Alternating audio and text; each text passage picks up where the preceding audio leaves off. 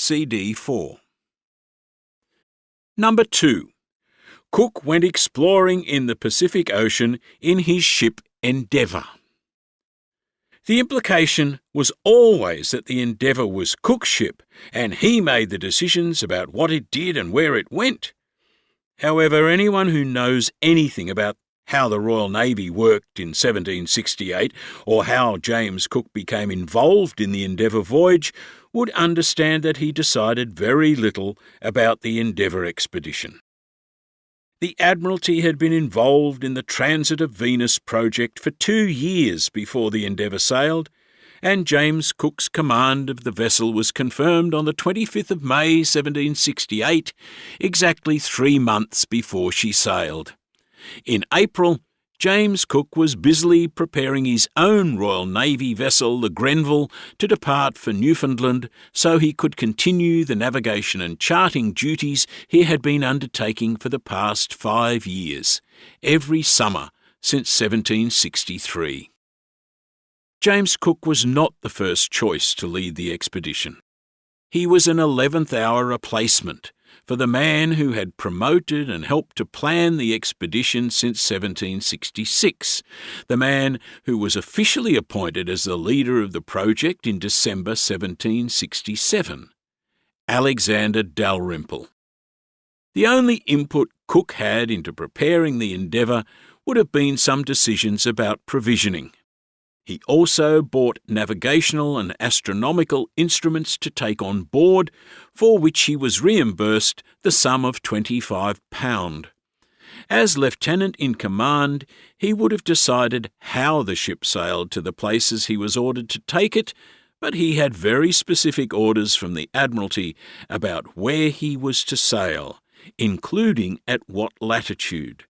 He also had secret sealed orders telling him where to go and what to do after the ship left Tahiti.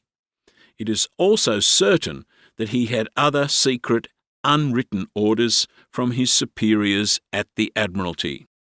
When Cook was relieved of his position as master of the Grenville on the 9th of April, the Endeavour had already been purchased and redesigned.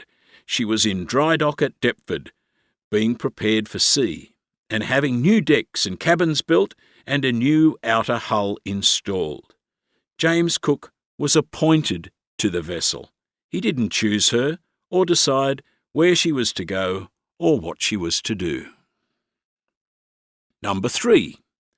Cook took some scientists of the Royal Society to Tahiti so they could observe an astronomical event. I remember thinking, as a kid, that half the members of the Royal Society must have been on the Endeavour. In fact, there were only 2, and they were there because one of them, an extremely wealthy 25-year-old gentleman named Joseph Banks, had actually partly funded the voyage. Banks was elected to membership of the Royal Society in 1766 when he was just 22. The other fellow of the Royal Society on board was Banks's Swedish private secretary and personal assistant, Dr. Daniel Solander. He had been elected to the Society in 1763 when he was 30 years old for his work in cataloguing the natural history collection at the British Museum. Banks and Solander were botanists, not astronomers.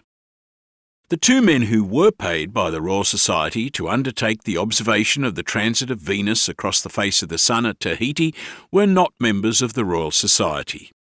One was an astronomer named Charles Green, who had previously been assistant to the Astronomer Royal and had naval experience as a purser on an Admiralty vessel. Green was paid £200 for his involvement in the expedition. The second observer was James Cook himself. He was paid £100 by the Royal Society over and above his naval pay to perform and record the observation. Both men were also paid an expenses and living allowance by the Society. Green's wife was provided with a living allowance of £50 for each year the Endeavour was away. Back in August 1766, while James Cook was engaged in his annual task of charting the coast of Newfoundland as master of the Grenville, He had taken time to carefully observe an eclipse of the sun and record his calculations. In November of that year, when he returned to London, he prepared a paper that he sent to the Royal Society.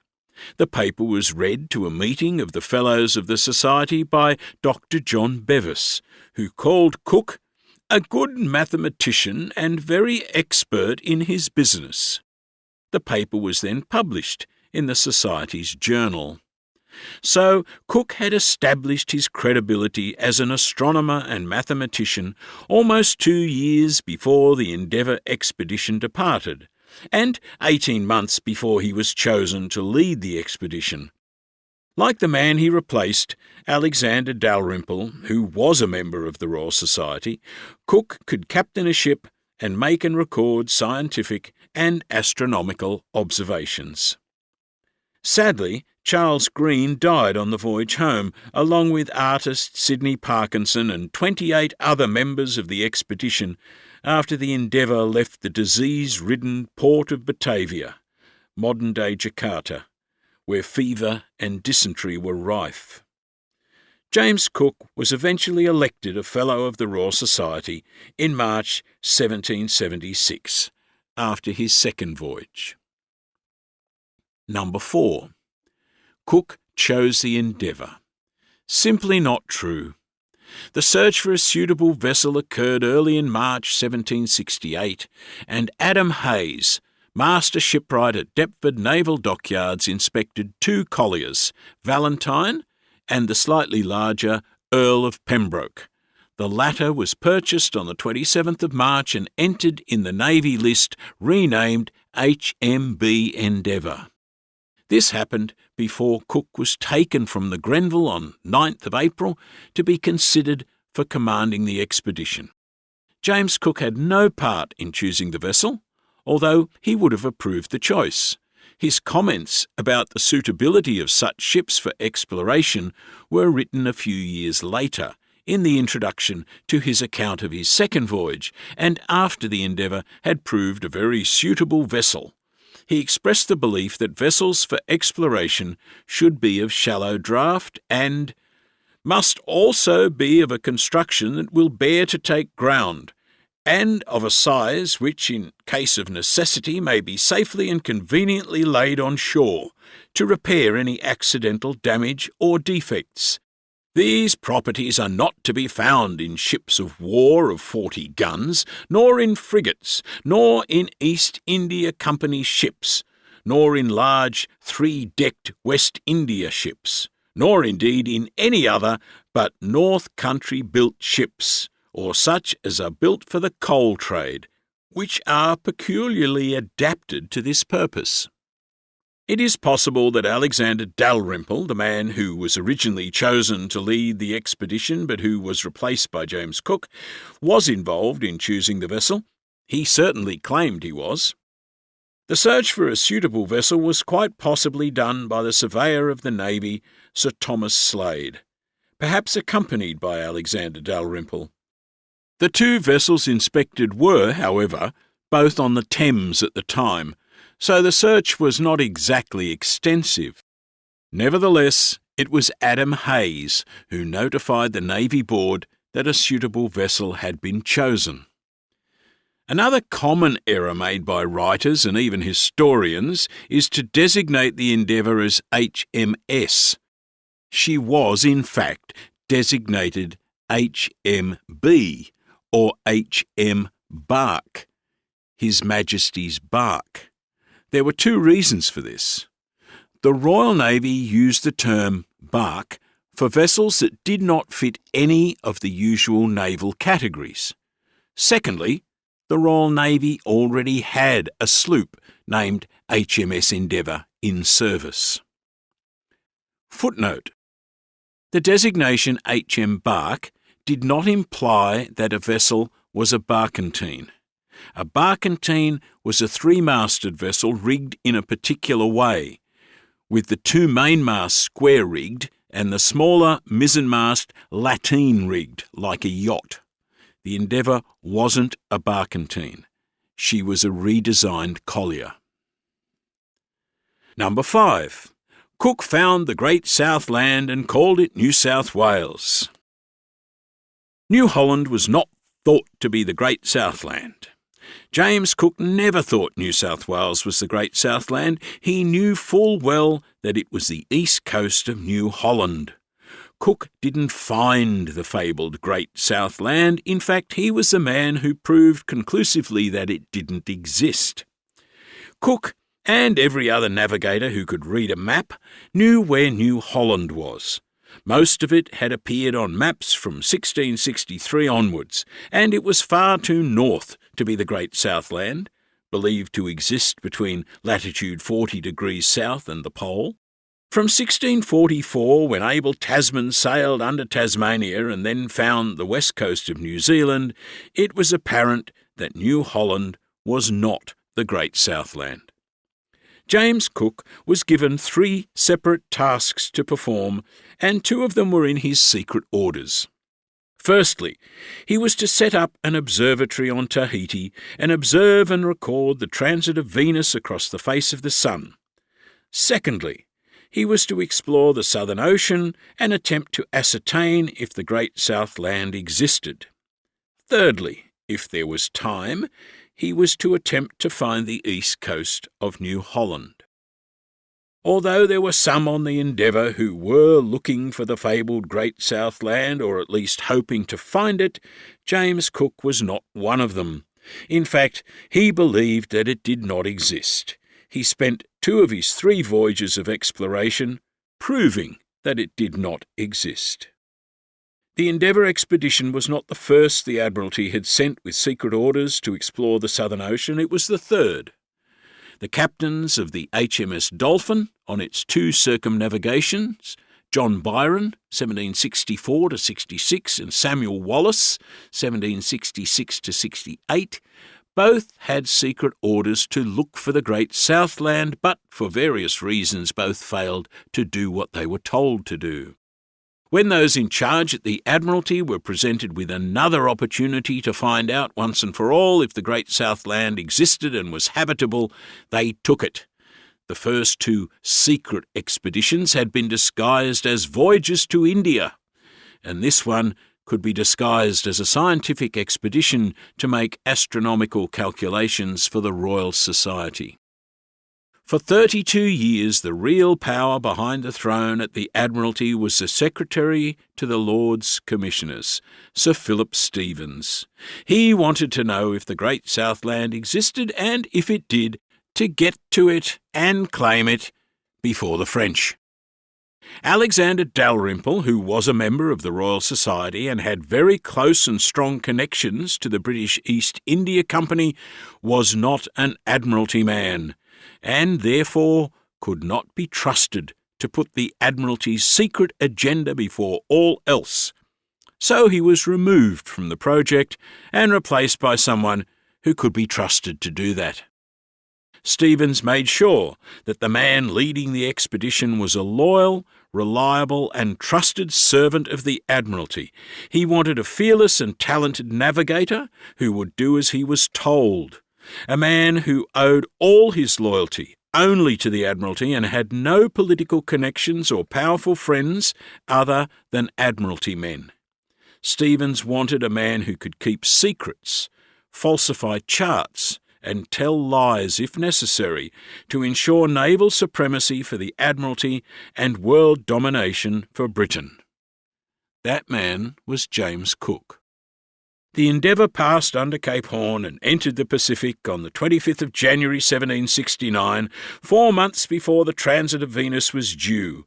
Cook spent 78 days looking for the Great Southland, firstly as far south as 60 degrees latitude, and then northwest across the area where many believe the Great Southland was situated. When he reached the latitude of Tahiti, he turned due west and anchored in Matavai Bay on the 13th of April. 3 months later, having completed the observation of the transit of Venus, Cook explored the Society Islands for a month, and then, on the 17th of August, headed south, zigzagging across the ocean until he sighted New Zealand's North Island 52 days later, on the 7th of October 1769. He then circumnavigated New Zealand and proved it was not part of a southern continent. Number 6. Lieutenant Hicks sighted the east coast of Australia at a point Cook named Point Hicks. There can be no doubt that Lieutenant Hicks, second in command on the Endeavour, who sadly died of tuberculosis on the voyage home, was the first man on board to sight mainland Australia. At about 6 a.m. on the 17th of April 1770, he spied a speck on the edge of the skyline, some high point of land visible above the horizon, but it wasn't the east coast. What is interesting is the direction Lieutenant Hicks was looking when he saw the distant land and cried, "Land ho!"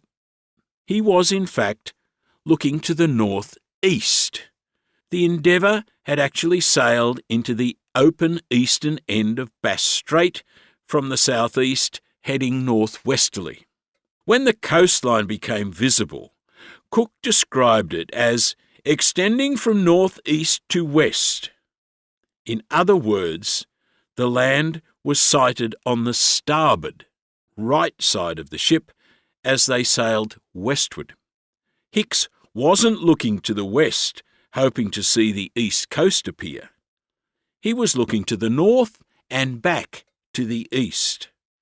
So what he saw was the south coast of mainland Australia. Cook continued sailing west into a strong headwind for 2 more hours before turning back to the east at 8 a.m. and then rounding the southeastern corner of what is now Victoria and heading north.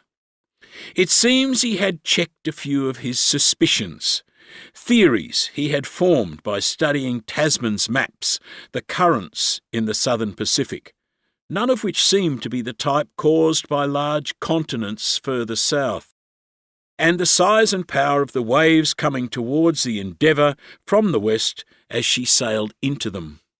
After 2 hours, he had made up his mind.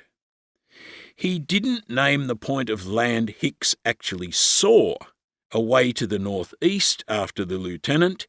He gave the name Point Hicks to what he said was the most southerly point of land they saw, away to the southwest.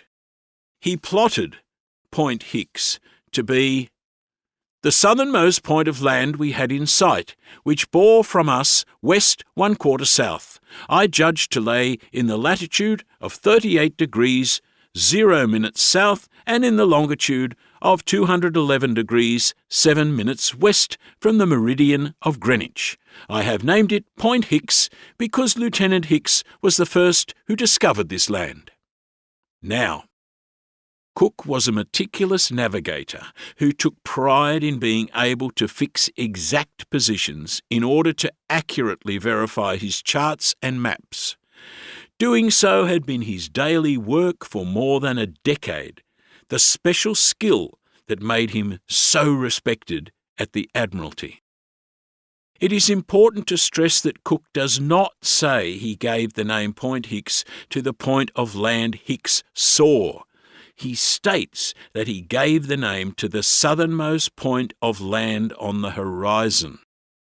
Given all that, it's rather odd that anyone plotting the exact position of Cook's Point Hicks on the planet, you can do it yourself relatively easily using Google Maps, will quickly discover that the landmark does not exist. It is in fact a spot in the ocean 15 or more kilometres off the south coast of Australia, below Cape Conran. What on earth is going on here? Well, on earth, nothing, because to the south and west, where Cook's journal implies there is land, there's nothing but hundreds of kilometres of ocean. If this shakes your faith in Cook's reputation for accuracy, don't despair. If you're puzzled by this glaring error made by the greatest navigator of his age, you're in good company. All historians, cartographers and experts who read or edited Cook's journal and were obliged to check the facts were puzzled too. Did Cook miscalculate? Did he transcribe the position wrongly in his journal when he came to write it up a few days later? Or did he, perhaps, tell a great big porky pie in order to hide the fact that he strongly suspected there was a strait between Van Diemen's Land and New Holland? Welcome to the devious and dark world of keeping secrets, falsifying charts, and telling lies for the Admiralty. Margaret Cameron Ash's excellent book on the subject, to which I am greatly indebted for this part of the story, is called, quite simply, Lying for the Admiralty. What was this all about? Bear with me for a moment or two while I explain how important it was that any newly discovered lands were separated from other lands by sea or not. The way in which European nations were able to claim supposedly undiscovered lands had changed over the centuries. Way back in 1498, the Pope had decided that only Spain and Portugal had the right to claim newly discovered lands, and a line was drawn down the Atlantic Ocean to separate the world into two halves. Spain, according to the Pope, could claim land west of the line and Portugal land to the east. This became the Treaty of Tordesillas. Papal decree, however, was becoming rather a tenuous claim by 1770. First discovery, whether the land discovered was inhabited or not, was seen as one valid way of claiming new lands, and first settlement was also considered a valid, slightly stronger claim. Conquest during war, where one European nation ousted another from lands distant to Europe, was very common from 1500 to 1800. Subsequent ownership was then decided by the treaties signed to end the war. If Van Diemen's Land, Tasmania, and New Holland were separate land masses, any nation attempting to claim them had two claims to establish rather than one. So it was in Britain's best interests that other European powers, i.e. the French, were led to believe that Van Diemen's Land and New Holland were part of the one landmass. James Cook had to decide whether to sail north or south. He could not do both, and although he was convinced that there was a strait between the two landmasses, he had to hide the fact from the world as best he could. That meant keeping his opinion to himself and deceiving even those on board the Endeavour. It was the French that the British Admiralty were concerned about.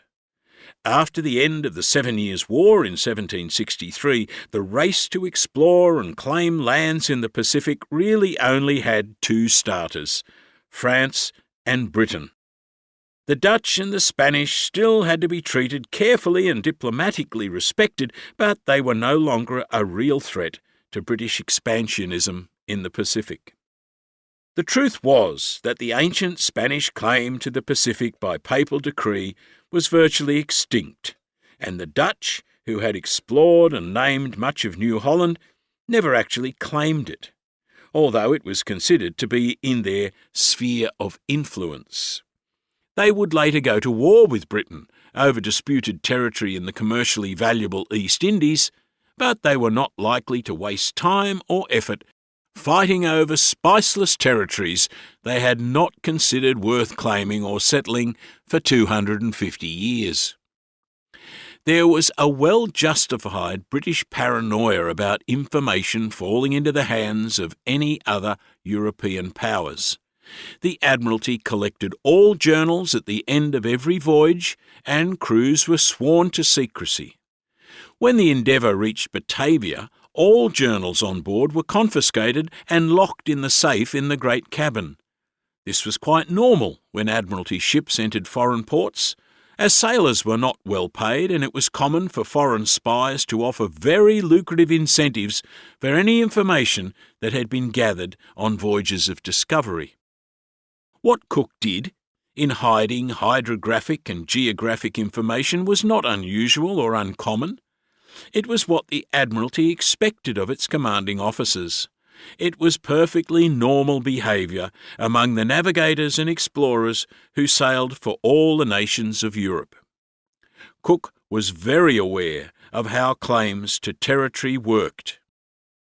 In the Treaty of Paris at the end of the 7 Years' War, France lost all its territories in North America but retained fishing rights off Newfoundland and was given back the small islands of Saint-Pierre-Miquelon and Petit-Miquelon, which it had lost to Britain in the Treaty of Utrecht of 1715. These islands, 22 kilometres off the coast of Newfoundland, were handed back to France on the condition that it did not fortify them and use them only as bases for fishing. The British Prime Minister William Pitt and Secretary of State Lord Egmont and Philip Stevens at the Admiralty all foresaw future problems and were vehemently opposed to this concession. But for the sake of getting the treaty signed, it was agreed to. In April 1763, James Cook was appointed by the Admiralty as Surveyor to Newfoundland, for the express purpose of making a detailed survey of the islands and charting them before they were handed back to France.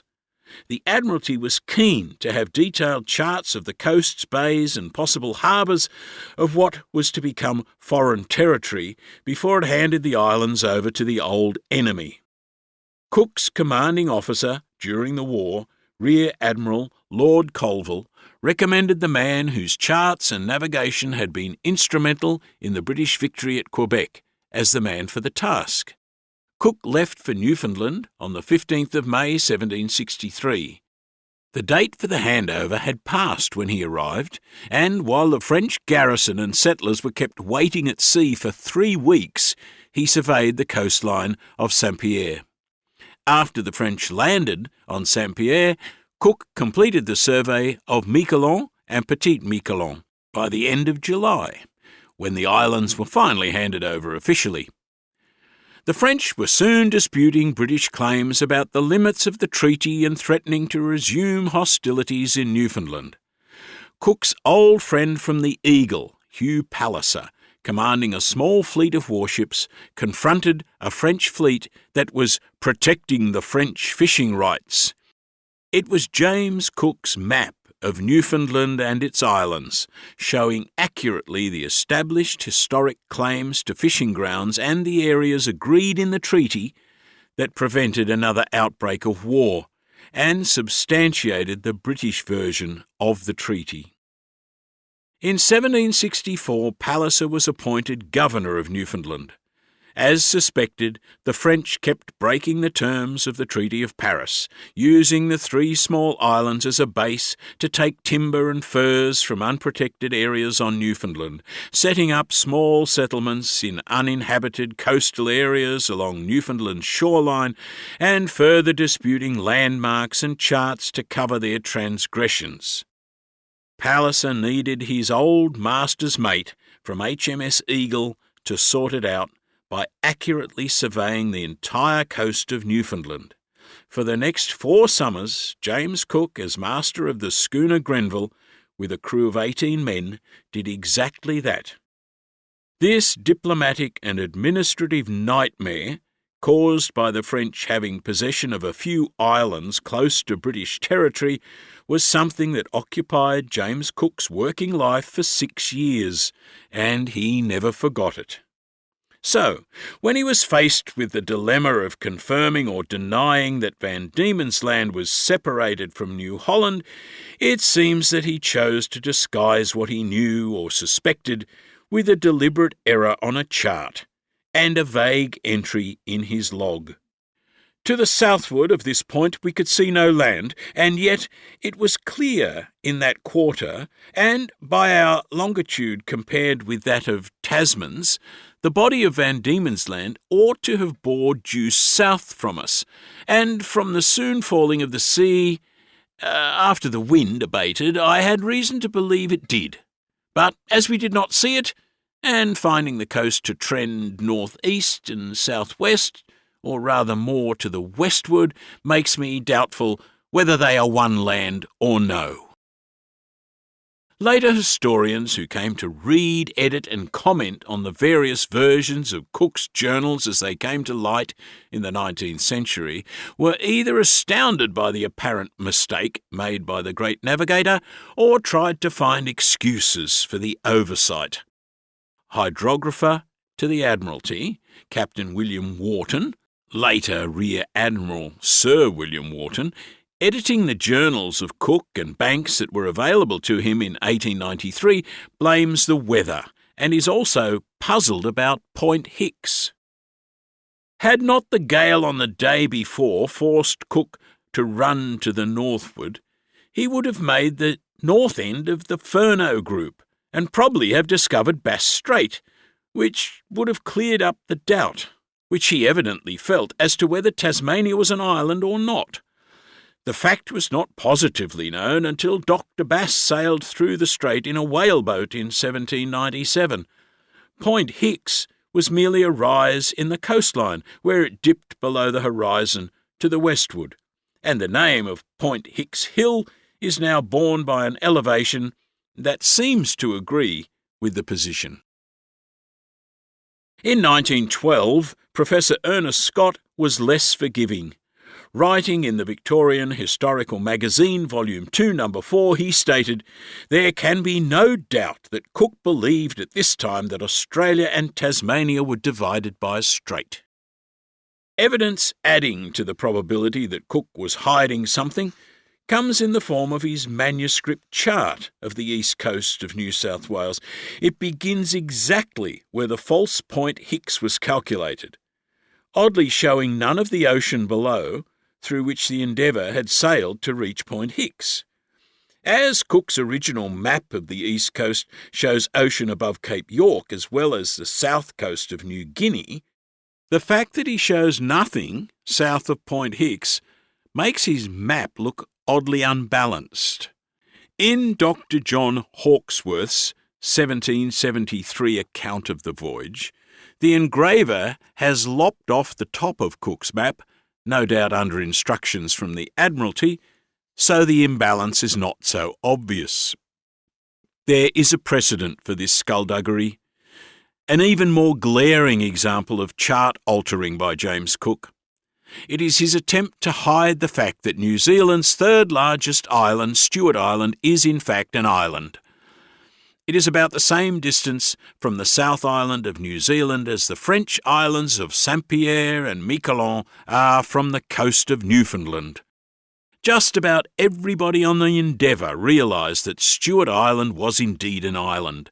Even non-naval men like artist Sidney Parkinson and others were confident enough to call it that in their journals.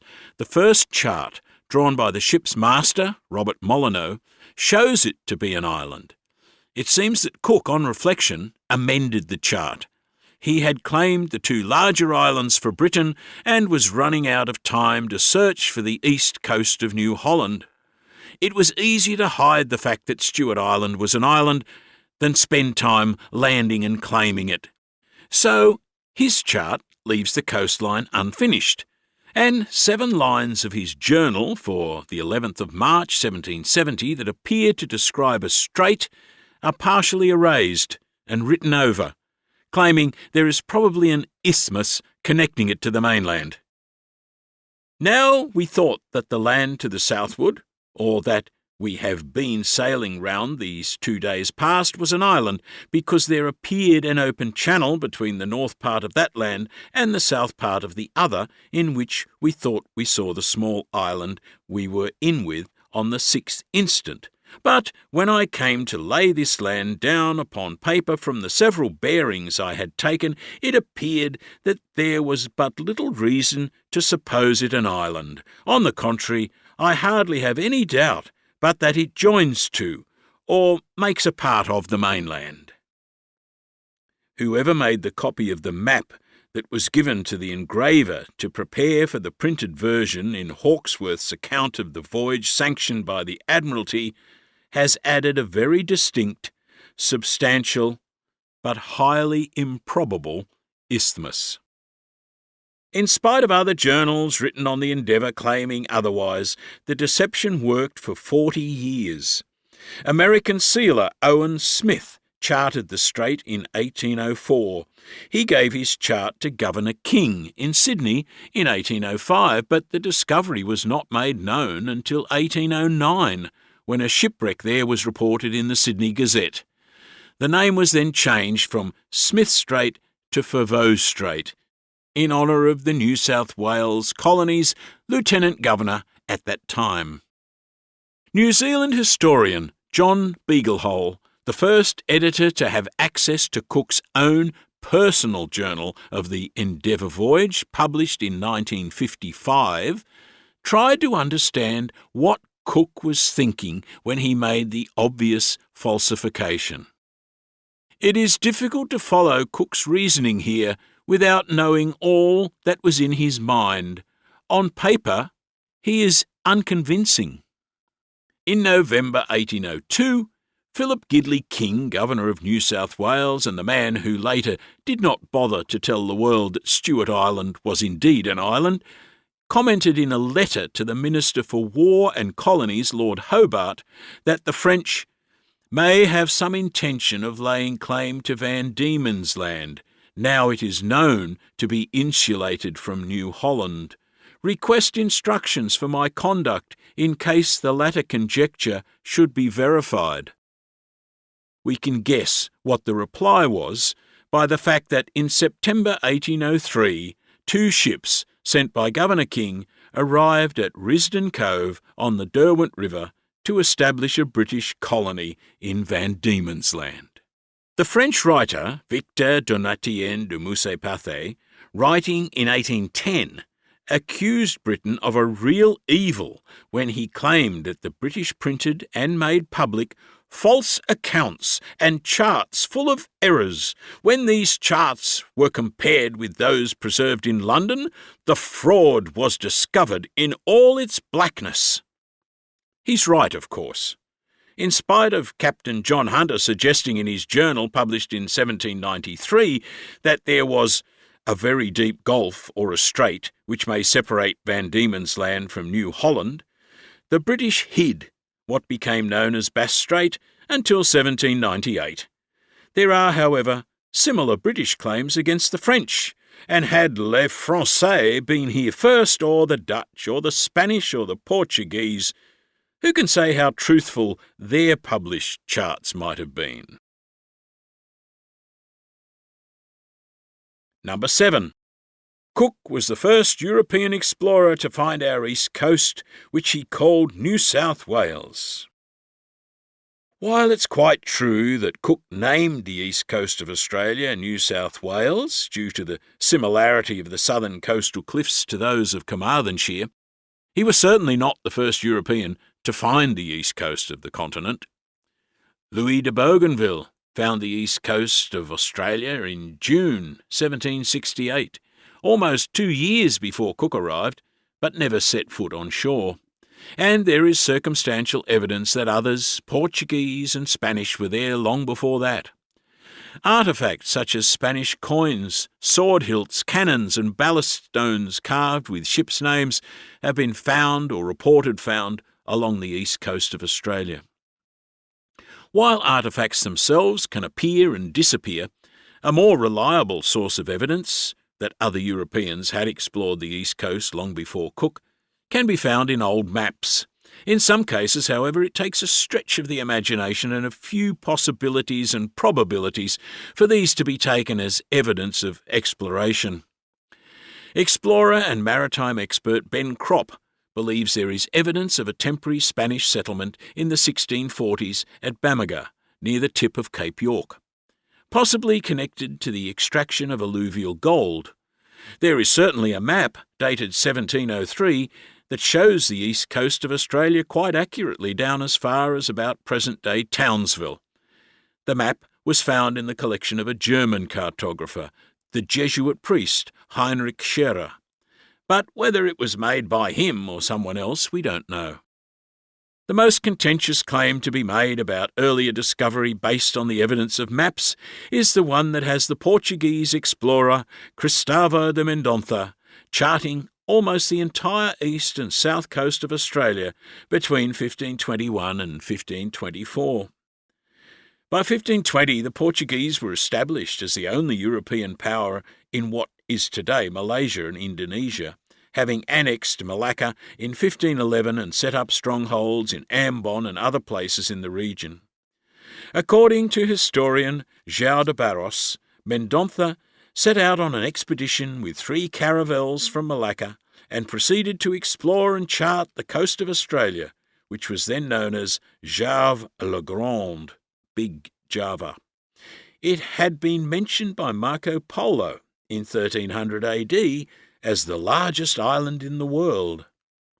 Mendonça, some believe, sailed as far as modern-day Warrnambool, charting the coast as he went, but missing certain sections when the small fleet travelled out at sea. He made the standard strip maps of the day, charting each section of the coast separately in a linear fashion. Near Warrnambool, one of the caravels was either wrecked, careened for repairs and abandoned, ran aground accidentally, or was abandoned at sea and washed ashore. It could be the Mahogany Ship. The Mahogany Ship was found in 1836 on the beach between Warrnambool and Port Fairy on the south coast of Victoria and was well documented until 1876 when it became lost in the sandhills. There are almost 100 references to the wreck, including detailed descriptions in letters and writings throughout the 19th century. It was a common landmark, well known to locals who used the site as a picnic spot. Whether it is, as many believe, the wreck of one of the Portuguese vessels from the expedition led by Cristóvão de Mendonça down the east coast of Australia in 1522-23, or something else, is still hotly debated, and we will never know for certain unless what remains of the wreck can be found again. Mendonça decided not to continue the exploration without the third vessel and returned to Malacca, where he later became the commander of the Portuguese fleet. Later still, he became governor of Hormuz, which was then a Portuguese possession in the Persian Gulf. The 1529 Treaty of Zaragoza drew a meridian line east of the Moluccas to finally delineate the two halves of the earth and divide them between Spain and Portugal, and Spain then relinquished its claim to the Moluccas.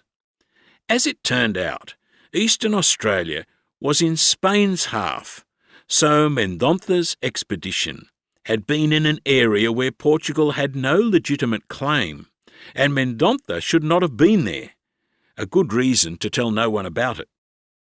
Mendonça's strip maps were kept hidden from other foreign powers for 2 reasons. Firstly, it was in Portugal's best interest not to encourage other nations into the area. Secondly, it was not common practice to share maps.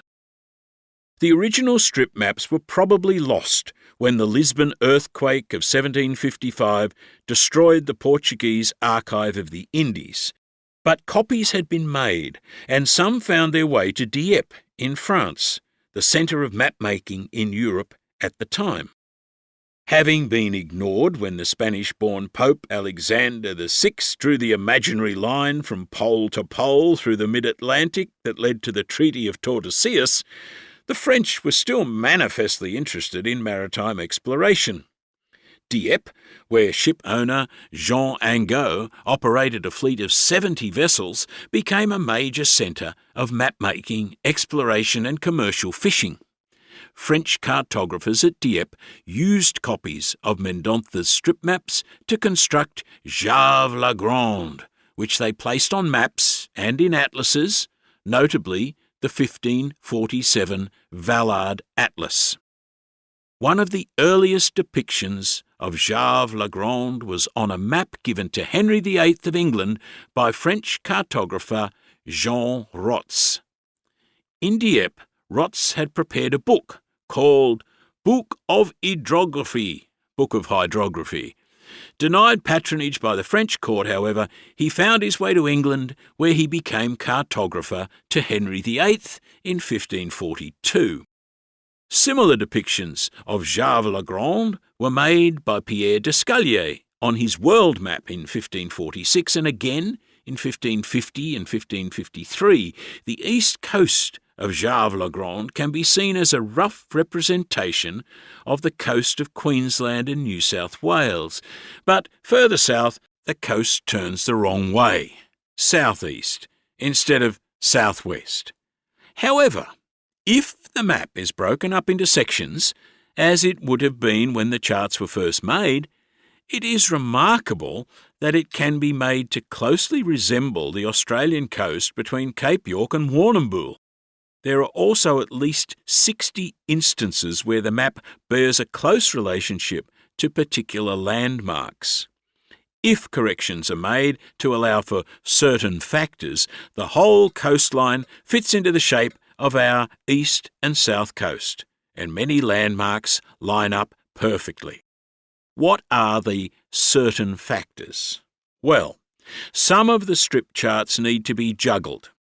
If Jave-la-Grande is Australia, pieces of the coastline are out of order. It appears the Dieppe mapmakers either made errors or didn't know the correct sequence of the linear charts. Secondly, some charts need to be rotated to fit. For example, there is an uncannily accurate Dieppe map of the Furno Islands group that appears to indicate that Mendontha visited the Bass Strait Islands, either coming or going. The orientation is wrong, but strip maps made in the 16th century did not use later standard map-making devices such as an indication of north. Moreton, Stradbroke and Fraser Islands are reasonably accurately shown, and the Brisbane River estuary appears to be depicted as Bono Porto, good port. Thirdly, when you are working with pieces of a coastline and attempting to make a globe fit onto a flat page or two, errors can easily occur. One wrong fold and everything is out, and the discrepancy is repeated as maps are copied. If one particular fold is reversed, the map of Jave-la-Grande suddenly appears to be a very close representation of Australia's east and south coast down as far as Warrnambool. As for the location of Jave-la-Grande in relation to Australia, it appears that the original Portuguese maps, now lost, place the continent slightly to the west of where Australia actually is, which strangely, said with tongue firmly in cheek, placed it in the Portuguese half of the globe.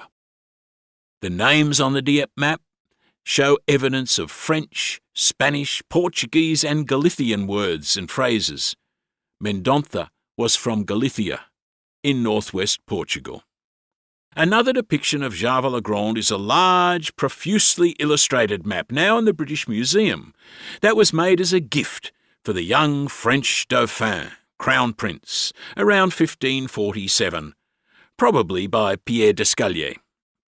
How this map came to Britain in the first place is unknown, but as the heraldic arms depicted on the map have been changed from those of the young prince to those he took when he became King Henry II of France, it appears that the map remained in France during his reign at least. Henry II married Catherine de' Medici, had 10 children, and died in 1559. The Dauphin map is also known as the Harleyan map, as it came into the possession of either Robert or Edward Harley sometime before 1741. Robert Harley and his son Edward were the first and second Earls of Oxford and Earl Mortimer, a title created especially for politician Robert in 1711. Both men were book and map collectors, and 12 years after Edward's death, his enormous library was bequeathed to the nation by his widow and became part of the newly created British Museum in 1753. Apparently, however, the Dauphin map was kept by one of the family servants and was only given to the British Museum in 1790 by none other than Sir Joseph Banks. If the map was in Banks's possession when he sailed as a 25-year-old on the Endeavour, then it, or a copy of it, would most certainly have been among the 100 or more books and volumes of charts that he took on board the Endeavour with him. Our old friend Alexander Dalrymple mentions that he was lent the Dauphin map by Dr. Daniel Solander sometime before 1786. Solander was also, of course, Joseph Banks' private secretary and resided with him in London. Although Solander possibly delivered it to Dalrymple, it was Banks who owned the Dauphin map and finally gave it to the museum in 1790, after Dalrymple had used it to make copies and engravings. Dalrymple pointed out that the map corresponded to Cook's charts in several ways, or vice versa. Some place names are similar. Cook changed Stingray Bay to Botany Bay. The Dieppe maps call it Côte des Herbages, herbage shore. There is also a rather obvious Costa Dangerosa, dangerous coast, where Cook hit the reef. Port Jackson is marked as a small unexplored indent on the Dieppe map and also on Cook's charts. It appears Mendonca's ships didn't enter it, nor did the Endeavour, though Cook may have seen it while ashore. Botany Bay is marked and charted on both maps, and Cook made landfall there. Dalrymple certainly believed the maps were genuine charts of the same coastline Cook explored, and openly hints that Cook had knowledge of them. Of course, Dalrymple, as one of those who supported the idea of the voyage of exploration and was originally chosen to lead it, had an axe to grind. Having examined the Dauphin map and copied it for engraving and publication, Dalrymple made observations about similarities in names on Cook's charts and concluded sarcastically, "We may say with Solomon, there is nothing new under the sun."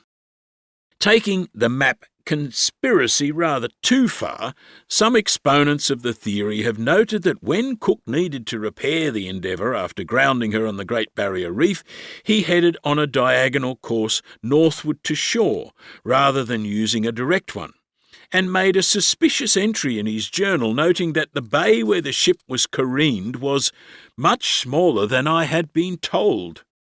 It seems perfectly reasonable to me to assume that the reef prevented a direct course to shore, and Cook's journal tells us the ship's smaller boats had gone ahead to scout for a suitable bay.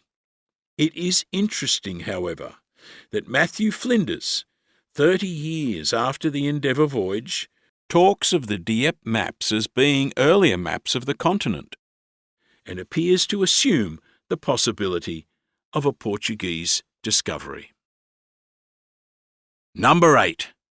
Cook didn't land until he reached Botany Bay, where he gave his wife's nephew, Isaac Smith, the honour of stepping ashore first. When I was a kid at school, I was told a boy's own version of Cook's first landing on Australian soil. I was told the same story by my mum when we visited the place at Kurnell where it all happened, or didn't happen. It was a well-known and much-told and much-loved story that involved Isaac Smith, who was the son of Cook's wife's cousin, Charles Smith. This made Isaac Elizabeth Cook's first cousin once removed, but it was always nephew in the story.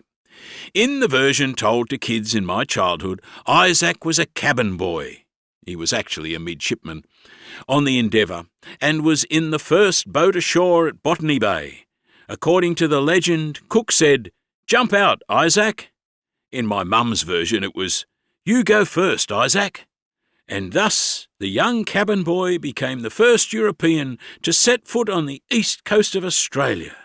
I remember one illustrated version of the tale that had Isaac looking like a boy of 12. He was in fact almost 18 when the Endeavour was in Botany Bay. Needless to say, the story does not appear in any of the journals written by those on board the Endeavour, and Cook certainly never mentions it because it never happened. Isaac Smith joined the Navy at 13 and sailed with Cook as his patron and mentor on the Grenville, then the Endeavour, and again in the Resolution on Cook's second voyage of discovery. He was the first man to make charts of the southern parts of South America, was commander of the 36-gun frigate HMS Perseverance at the Battle of Tellicherry against the French in 1791 and retired due to having contracted hepatitis as Rear Admiral in 1807. Isaac was obviously like a younger brother to Cook's widow Elizabeth, and as she outlived all her children, she and Isaac shared a house when he retired. Isaac died in 1831 at the age of 78, and Elizabeth Cook died 4 years later in 1835, aged 93. Evidently, the story of Isaac being the first European to set foot on eastern Australia was first told publicly years after Elizabeth's death by her second cousin, Canon Frederick Bennett, a respectable clergyman who said the story was a family legend. Wikipedia still perpetuates this myth in Isaac Smith's biographical entry. On 28th of April 1770, he became the first European to set foot on eastern Australian soil, Cook telling him, "Jump out, Isaac," as the ship's boat touched the shore at Botany Bay. The truth is, as usual, quite another story, and Wikipedia also has the date wrong. Botany Bay was the first landing, although Cook tried to land at Jervis Bay, where adverse winds prevented him from doing so, and again near Bulli, where the surf was too strong. His journal for Saturday the 28th of April 1770 describes the attempted landing near Bulli, seeing canoes and people ashore and the dangerous surf that forced him back to the ship, after which the Endeavour continued north. Due to the fact that until 1805, ship's logs entries ran from noon to noon, when solar sightings were taken by quadrant or sextant for latitude and longitude, the following information, included in the entry for Saturday 28th April, is actually referring to the morning of the 29th of April.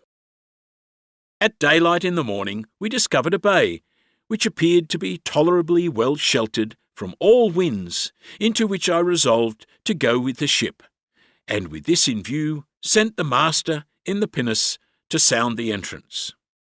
The account continues on the afternoon of the same day. Sunday 29. In the PM, wind southerly and clear weather, with which we stood into the bay and anchored under the south shore, about 2 miles within the entrance in 5 fathoms. As far as setting foot on shore goes, Cook doesn't mention it, except to say, "We landed." His journal account deals with attempting to befriend the locals and failing to do so. He's too busy observing the Aborigines and worrying about their weapons to give a detailed account of how they landed and who went ashore first. I went in the boats in hopes of speaking with them, accompanied by Mr. Banks, Dr. Solander, and Tupia. As we approached the shore, they all made off, except 2 men, who seemed resolved to oppose our landing. As soon as I saw this, I ordered the boats to lay upon their oars, in order to speak to them. But this was to little purpose, for neither us nor Tupia could understand one word they said. We then threw them some nails, beads, etc., ashore, which they took up, and seemed not ill pleased with, insomuch that I thought they beckoned us to come ashore, but in this we were mistaken, for as soon as we put the boat in again, they again came to oppose us, upon which I fired a musket between the 2, which had no other effect than to make them retire back, where bundles of their darts lay, and one of them took up a stone and threw at us, which caused my firing a second musket, loaded with small shot, and although some of the shot struck the man, yet it had no other effect than making him lay hold of a target, shield. Immediately after this we landed, which we had no sooner done than they throwed 2 darts at us. This obliged me to fire a 3rd shot, soon after which they both made off.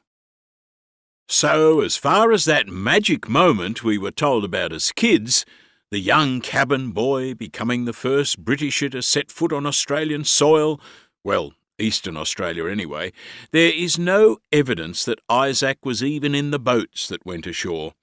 Usually the Marines accompanied the landing party rather than crew members, All Cook was thinking about was firing his musket at the locals. Given that he was busy taking pot shots at seemingly aggressive natives on the shore, it would seem that telling a member of your wife's family you go first might not be the sort of thing you would want the in-laws to know. Joseph Banks' account of the occasion is even more prosaic than James Cook's. He describes the momentous event like this. In the meantime, we had landed on the rock. Number 9. Cook discovered how to prevent scurvy by making his crew eat vegetables and drink fruit juice. Scurvy is a condition caused by lack of vitamins in the C and B groups. It causes the cell structure of the body to start to break down and flesh and bones soften and putrefy. Symptoms are skin turning black, ulcers, difficulty breathing, teeth falling out, and gum tissue extruding from the mouth and putrefying, causing disgusting breath odour. As scurvy did not appear until long voyages in the southern oceans began in the 15th century, it was little understood and often mistaken for leprosy, syphilis, dysentery, or madness caused by the sun. Many sailors believed that the disease was caused by lack of contact with soil and carried sods of earth with them on voyages. Being a crew member on a voyage of discovery any time between the 15th and 18th centuries was not conducive to a long life. Vasco da Gama lost 2/3 of his crew, and Ferdinand Magellan lost 80% of his men. Only 354 of George Anson's original 1,854 men returned from his expedition against the Spanish in 1744, and only one ship of the original 8 completed the circumnavigation. Although battles, shipwrecks and drowning contributed to these losses, the vast majority were caused by scurvy. Sir Richard Hawkins, a contemporary of Francis Drake, called scurvy the plague of the sea and the spoil of mariners. Captains were justifiably terrified of scurvy and often tried to claim it didn't appear on their vessels and blamed sailors' deaths on other causes. By the 18th century, it was common knowledge that once victims of the disease reached land, they could recover quickly by eating grasses like wild celery, wood sorrel, nasturtiums, cabbage tree, and other plants commonly growing along the shorelines of the American continent and southern islands. These were known generically as scurvy grass. Fruit and palm wine were also considered good remedies. In 1747, the Scottish Royal Naval Surgeon, James Lind, conducted experiments on board a vessel when scurvy appeared. He gave 6 different supplements, all of which had been touted as cures, to 6 small groups of men afflicted by scurvy. The only cures that worked were fresh citrus and, to a lesser extent, apple cider. In 1753, after his retirement, Lind published A Treatise of the Scurvy, noting that there was experimental proof that fresh citrus had a rapid beneficial effect. He also argued that good ventilation and the cleaning and airing of bedding were beneficial to health on Navy ships. All 3 Admiralty circumnavigations, led by John Byron, Samuel Wallis and James Cook, were directed to practice strict cleanliness measures and were supplied with cures for scurvy and warm jackets for the crews to make ventilation tolerable. Wallis and Philip Carteret on the second voyage carried copious quantities of sauerkraut, vinegar, mustard, dried mixed herbs, which could be made into a soup, and malt, crushed dried grain used in beer making, which could be made into a liquid called wort. So Cook didn't discover or invent any cures for scurvy. What he did do was insist that his crew took the various preventatives and practiced strict regimes for cleanliness on board. Men were punished for any failures to obey these orders. According to the journals, there were only 5 reported cases of scurvy during the Endeavour voyage, and all were quickly cured. One victim was Joseph Banks, who carried a special medical kit of his own with various expensive remedies, and he soon recovered.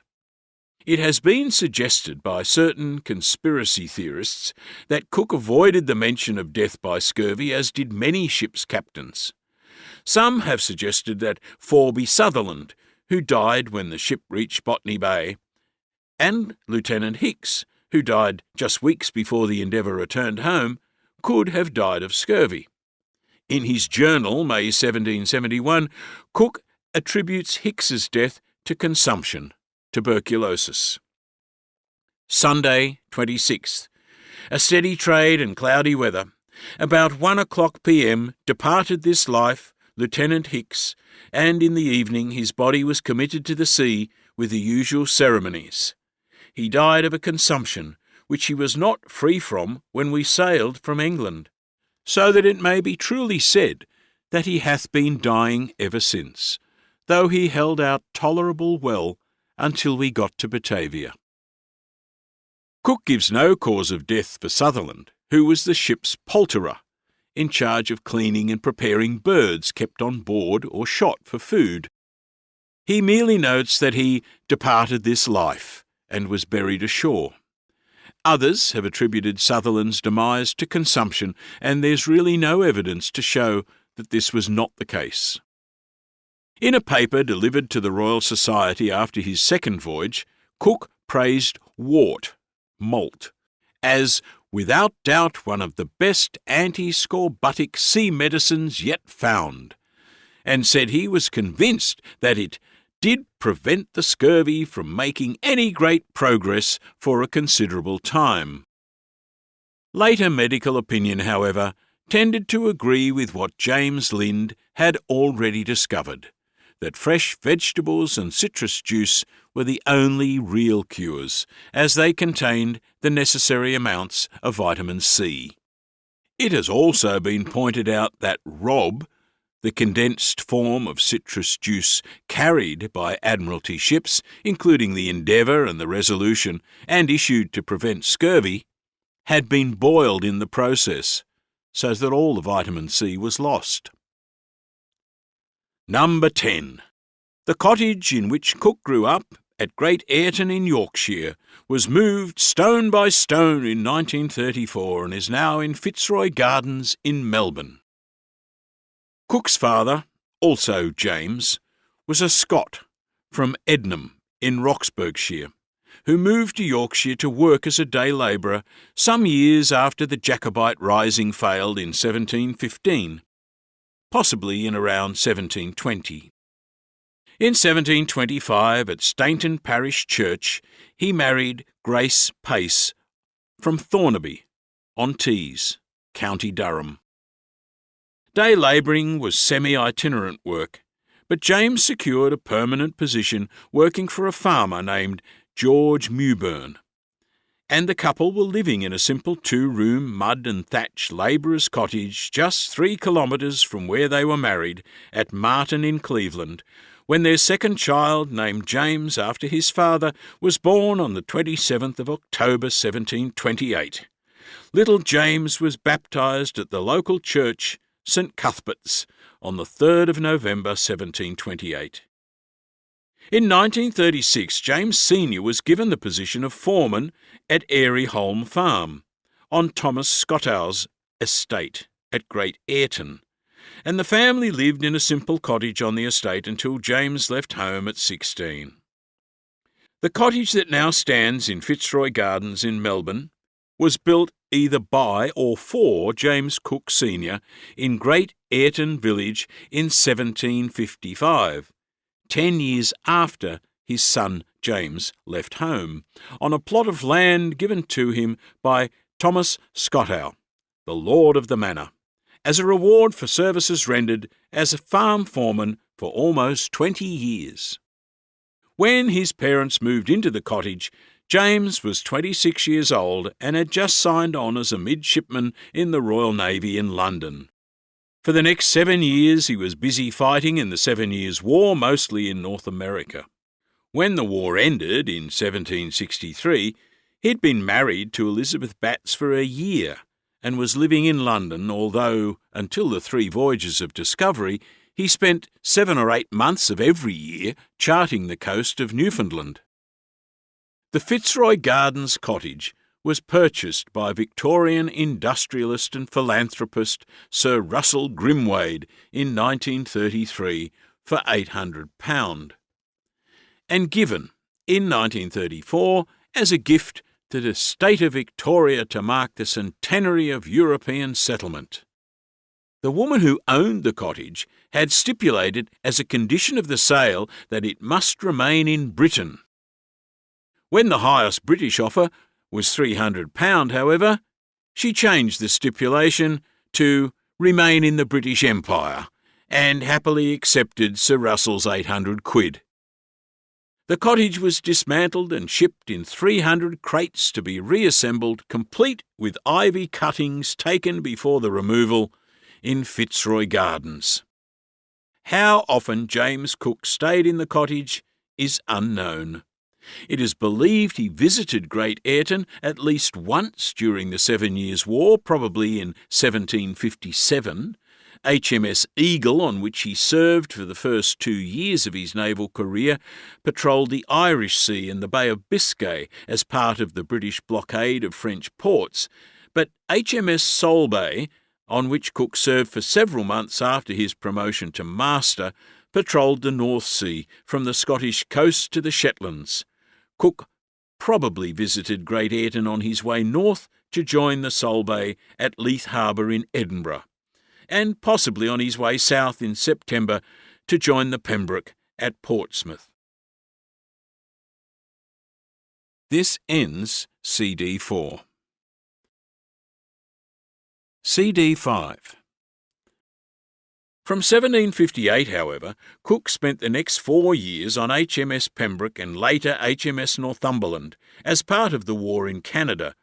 The war was almost over when he returned to marry Elizabeth in December 1762. He certainly visited Great Ayton for his sister Margaret's wedding in 1764 and could have stayed at the cottage.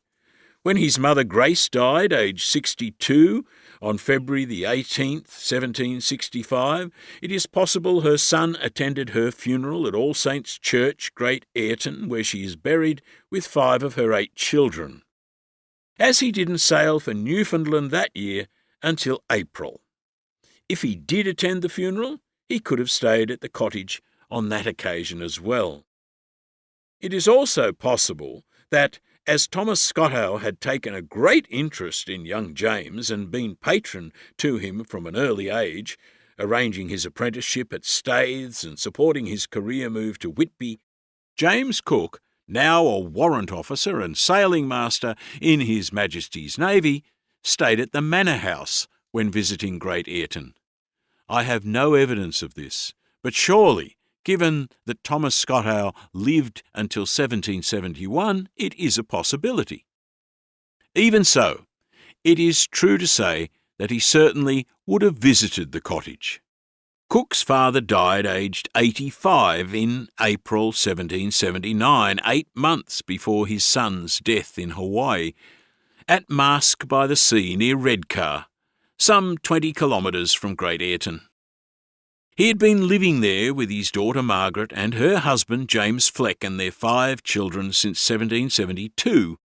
It is believed that his son James visited him on his return from the Endeavour voyage and convinced him to move from the cottage and live with Margaret's family. Given that James Cook Jr. was married for 17 years and only managed to spend less than 5 years actually living with his wife, Elizabeth, in London, the rest of the time being spent at sea, visits to Great Ayton or Mask by the Sea would have been infrequent at best.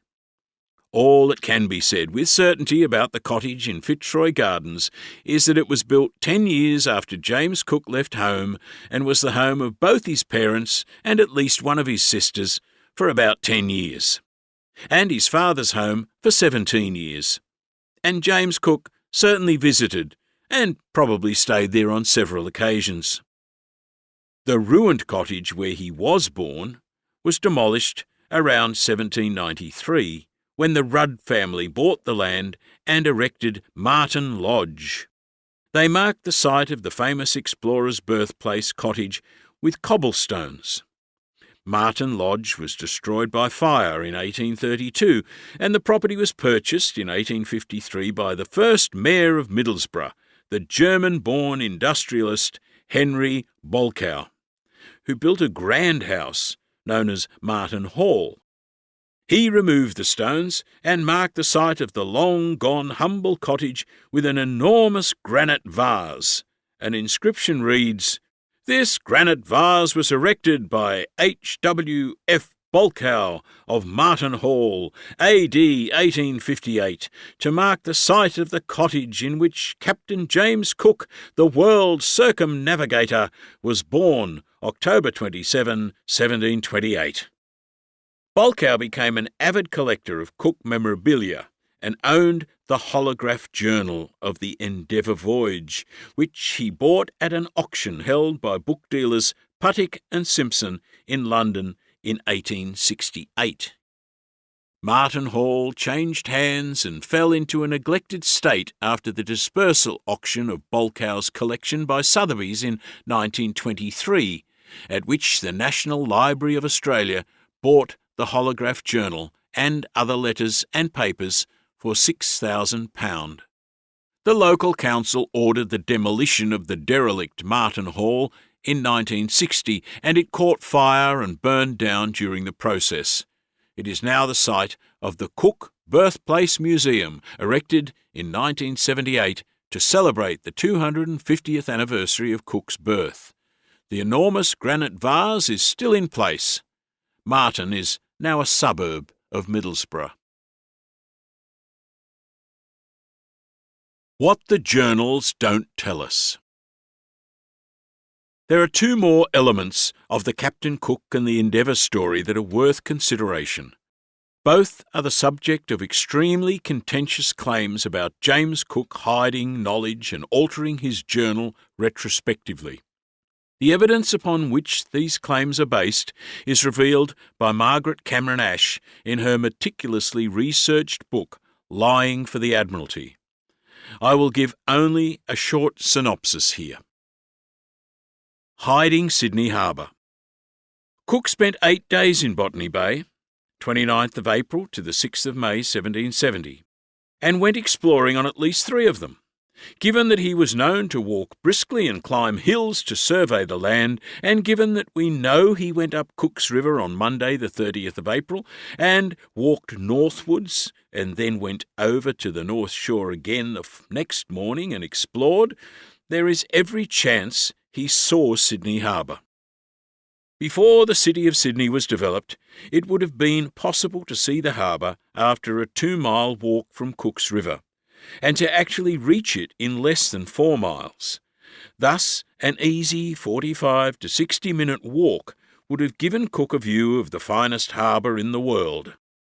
There was a well-trodden path used by the locals, called the Balanumming Track, from Cook's River to present-day Pyrmont.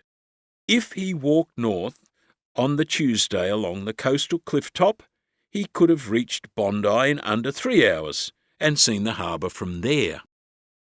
If this happened, why is it not mentioned in any of the journals or logbooks? Well, if you choose to believe that it happened, you have to accept that Cook deliberately kept the information to himself, and those accompanying him were sworn to secrecy. His journal entries for those days do seem strangely devoid of any information, and the phrase that he used, "met with nothing extraordinary," was used in other places in his writings, as well as "met with nothing remarkable," to hide valuable information. Margaret Cameron Ash makes a very good case for the theory that Cook did see Sydney Harbour and kept the discovery secret, which is why he sailed out to sea when he passed it after leaving Botany Bay. The most compelling evidence to support this theory is to be found in the diary of Arthur Phillip, some 17 years later. Phillip wrote that, should Botany Bay prove unsuitable for settlement, he should go to a port a few leagues to the northward, where there appeared to be a good harbour and several islands, as the natives are very expert in setting fire to the grass, then having an island to secure our stock would be a great advantage. As the only view you get of Sydney Harbour as you pass the heads 3 miles out to sea, as Cook did, is the entrance, middle head, and little else. No Sydney Harbour, no Middle Harbour, no Manly Harbour, and certainly no islands. How was this information gained? To be then passed on to Arthur Phillip by Sir Philip Stephens at the Admiralty in 1787. If the information was not gained on Cook's walks northward from Botany Bay and later passed on to Stephens, where on earth did the information come from? Changing Passage Island to Possession Island. The most contentious conspiracy theory proposed by Margaret Cameron Ash is the possibility that the possession ceremony described in Cook's journal on the 22nd of August 1770 never took place. The assertion is that Cook went ashore in order to climb to the highest hilltop and find a passage through to the Timor Sea. Shots were exchanged from muskets on shore and guns on the ship to indicate that a passage could be seen. This was the cause of some jubilation, and Cook named the island Passage Island. On their arrival in Batavia, they became aware that Bougainville had been there some months previously and had with him a native similar in looks and dress to Tupaia, the Tahitian accompanying Cook. This caused a panic. Had Bougainville already made some claim on the east coast of New Holland? Cook's solution was to rewrite the 4 pages of his journal that included the Passage Island activities, change the name of the island to Possession Island, and claim that he had performed the ceremony there. This would have been an easy task, as the journal was compiled 4 pages at a time by doubling over folio paper to make 4 pages and placing them in order between boards.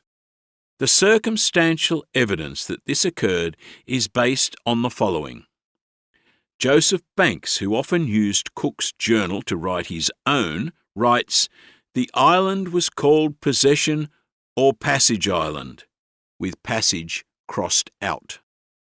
No other journals, apart from those that would have copied Cook's, mention Possession Island or a possession ceremony. As Cook acknowledges Dutch claims to New Holland west of Cape York, it seems very odd that he takes possession of the east coast after he has left it. Cook uses the word passage 7 times in his journal entry for the 22nd of August, but doesn't mention Possession Island until the ship was leaving the following morning. Cook makes sure that he covers himself by stating that he has already taken possession of New South Wales several times. Notwithstanding, I had, in the name of His Majesty, taken possession of several places along this coast, I now once more hoisted English colours, and in the name of His Majesty King George III, took possession of the whole eastern coast from the above latitude down to this place by the name of New Wales.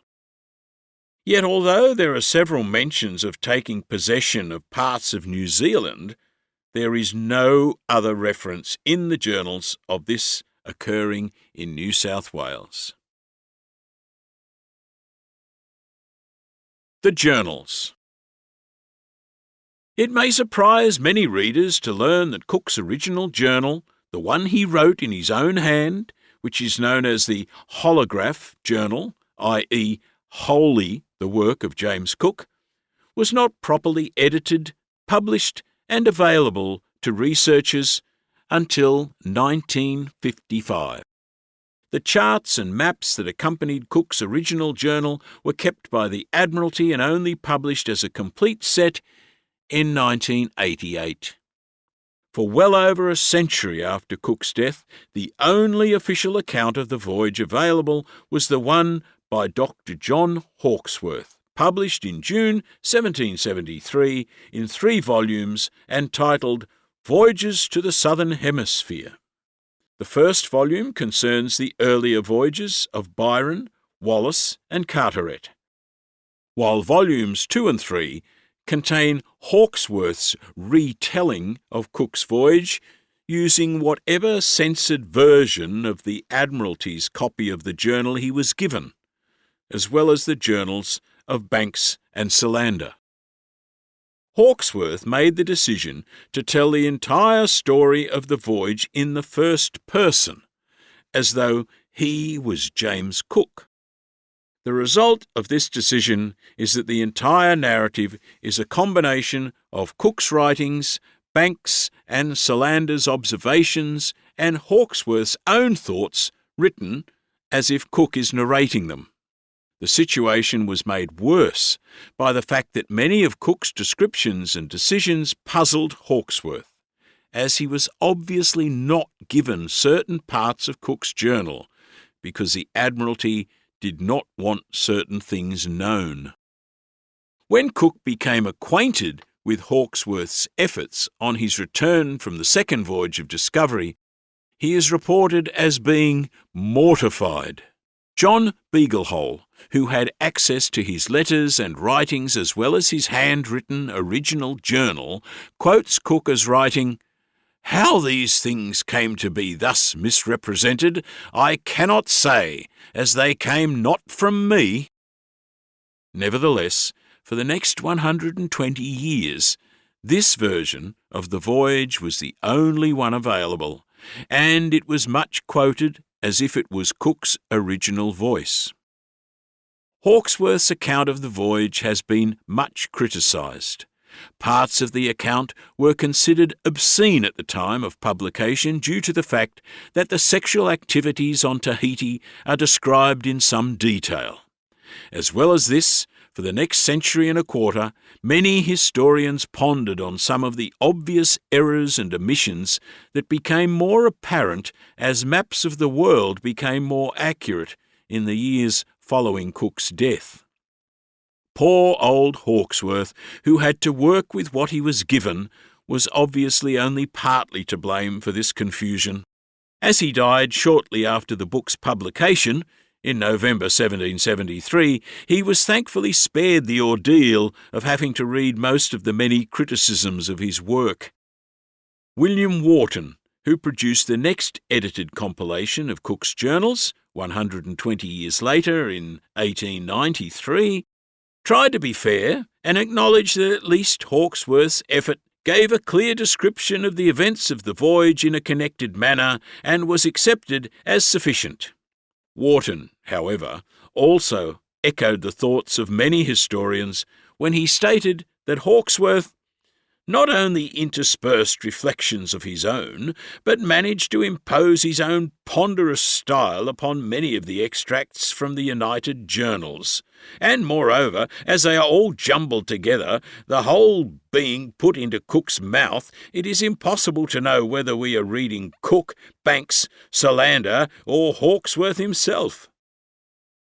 Wharton had access to 3 versions of Cook's journals, and these were all copies of the original holograph journal to which Wharton did not have access. Indeed, he doubted whether it even existed. Ships' captains were required to keep a daily journal and send copies home to the Admiralty every 6 months. Obviously, this was not possible on the Endeavour, and it wasn't until the ship reached Batavia that Cook had the first opportunity to meet this obligation. His clerk, Robert Orton, made a copy of Cook's journal, corrected and edited by Cook, and it was sent home with the Dutch East India Company fleet, which departed while the Endeavour was delayed in Batavia, being repaired and refitted. The manuscript was, of course, secured with the Admiralty wax seal, but even if the Dutch did manage to read it, Cook had included a sentence politely acknowledging the Dutch claims to New Holland. On the western side I can make no new discovery, the honour of which belongs to the Dutch navigators. This sentence also appears in the Holograph Journal, 22nd of August 1770. There is no evidence that anyone attempted to break the International Code of Honour, or the seal, and read the journal, but the comment was deleted from whatever copy was given to Hawkesworth. Obviously, the Admiralty did not think it necessary or wise to acknowledge any Dutch claims in the official account of the voyage. Captain William Wharton, later Admiral Sir, preparing the second published account of the journals in 1893, doubted that the original journal still existed or was anything more than notes and jottings. He knew that there were 3 versions of Cook's journal in existence and was obviously excited to have access to all 3 of them to work with. There are, in fact, 4 copies of Cook's journal and at least 3 copies of the ship's log. 1. The Holograph Journal. This is Cook's own handwritten original, complete with crossings out, corrections, amendments, and retrospective changes. He took it to the Admiralty on his return, straight from the ship. After the Admiralty had studied and copied it, Cook asked Sir Philip Stephens if he could have it as a souvenir of the voyage. Stephens apparently agreed, on the proviso that it never be published. Elizabeth Cook outlived her husband and all her children, and some sources say she left the journal to her cousin, Rear Admiral Isaac Smith. However, as Elizabeth outlived Isaac by 4 years, this seems a very odd claim to make.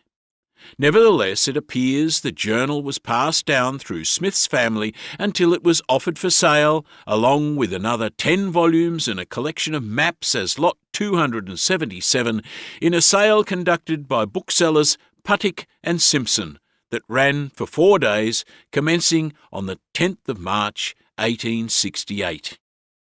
The sale was advertised as containing the library of the famous poet Samuel Rogers, the manuscript journals, logbooks, charts and papers of the celebrated navigator Captain James Cook, collections of maps and manuscripts relating to Kent, Berkshire and Gloucestershire, books in all classes of literature.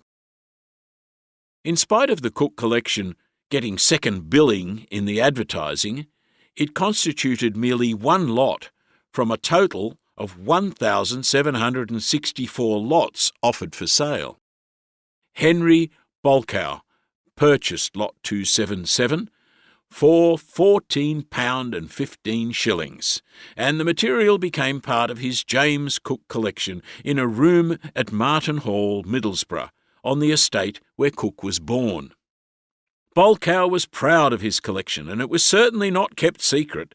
But for many years, historians and researchers seem to have missed the fact that it actually contained the Holograph Journal. Wharton, writing in 1890, certainly seems to have no knowledge of the Puttick and Simpson sale, or the fact that the original journal was sitting in a room dedicated to the great navigator's memory in a grand house at Middlesbrough. When Wharton was first given the task of editing the journals in 1890, he evidently advertised, seeking any information or knowledge of any original James Cook material.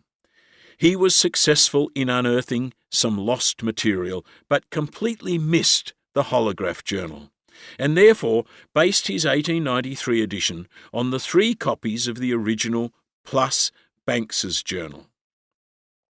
The Holograph Journal and other papers and letters were acquired by the National Library of Australia at a Sotheby's sale in 1923, when the collection from Marton Hall was sold by Bolkow's great-nephew. There had been attempts by institutions in Australia to buy parts of the collection before the auction, and the Mitchell Library in New South Wales had offered £5,000 prior to the auction. At the auction, the Australian government made the top bid of £5,000 and secured the journal along with 4 other lots for the National Library of Australia. In 1955, New Zealand historian John Beaglehole was the first editor to use the holograph journal to produce a comprehensive, edited version of Cook's written narrative of the voyage. 2. The Batavia copy, also known as the corner copy. This copy, written by Cook's clerk Robert Orton, with some corrections by Cook, ends on the 23rd of October 1770 at Batavia. It is the one sent home with the Dutch East India Company fleet. Both the holograph journal and the Admiralty copy have the following entries for 1770. October 24. In the PM. I went up to town in order to put on board the first Dutch ship that sails a packet for the Admiralty containing a copy of my journal, a chart of the South Seas, another of New Zealand, and one of the east coast of New Holland. October 25th. In the evening I sent the Admiralty packet on board Kronenberg, Captain Frederick Kelger, Commodore, who, together with another ship, sail immediately for the Cape, where he waits for the remainder of the fleet. This copy was kept by Sir Philip Stevens, Secretary of the Admiralty, and passed down through his daughter to her husband, Thomas Jones, 6th Viscount Ranelagh, and then to Thomas Heron Jones, the 7th Viscount, who sold it to a Mr. Cousins in 1868 for £14. Cousins sold it to a wealthy admirer of Cook, Mr. John Corner, for £31 in 1890. Not long after he negotiated the sale, Mr. Corner became aware of Wharton's search for Cook's journals and contacted him, stating that he wished him to have access to the journal he had just purchased. Odd as it may seem, Corner handed the journal to Wharton, who visited his home for the purpose, and died the following day. This journal was purchased at some point by British Liberal politician and businessman Sir Leicester Harmsworth, who collected historic documents relating to Australia. In 1932, 5 years before his death, Harmsworth offered to sell his collection to the Mitchell Library, and the Batavia copy and other Cook papers and letters, along with a log kept by the ship's master on the Endeavour, Robert Molyneux, became part of the collection held by the Mitchell Library at the State Library of New South Wales. 3. The Admiralty copy. This is a copy made by Robert Orton from the holograph journal, expressly to be kept as a record of the voyage by the Admiralty. After the Endeavour left Batavia, she sailed to Cape Town, arriving on the 14th of March 1771. Cook stayed a month and took on new crew members, having lost 26 men to malaria and dysentery. He intended to sail home in convoy with 12 British East Indiamen who were to be escorted through the Atlantic by the warship HMS Portland. He left Cape Town and met up with them at the British East India Company base at St. Helena. At St. Helena, it became apparent that many officers on the East Indiaman knew far more about the Endeavour voyage than they should.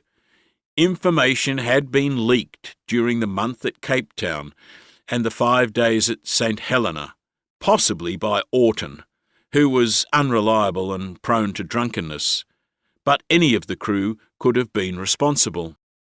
When the Endeavour struggled to keep up with the convoy, Cook, keen to ensure that any information known to those in the fleet should not reach Britain before the Admiralty were aware of it, signalled the Portland and recorded on the morning of 11th of May off Ascension Island.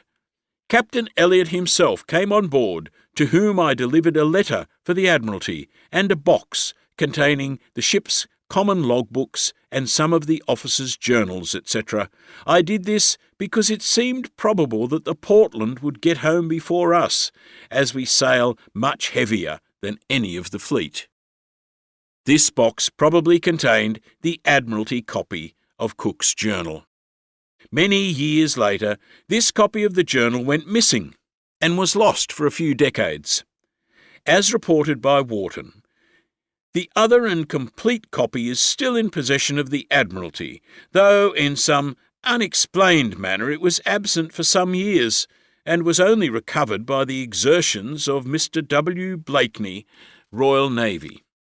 It was quite common practice for Admiralty staff to borrow journals, take them home to read, and forget to bring them back, and this may have been the case with the Admiralty copy of the journal.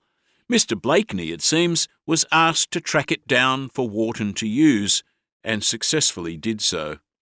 This copy is now in the British Public Records Office.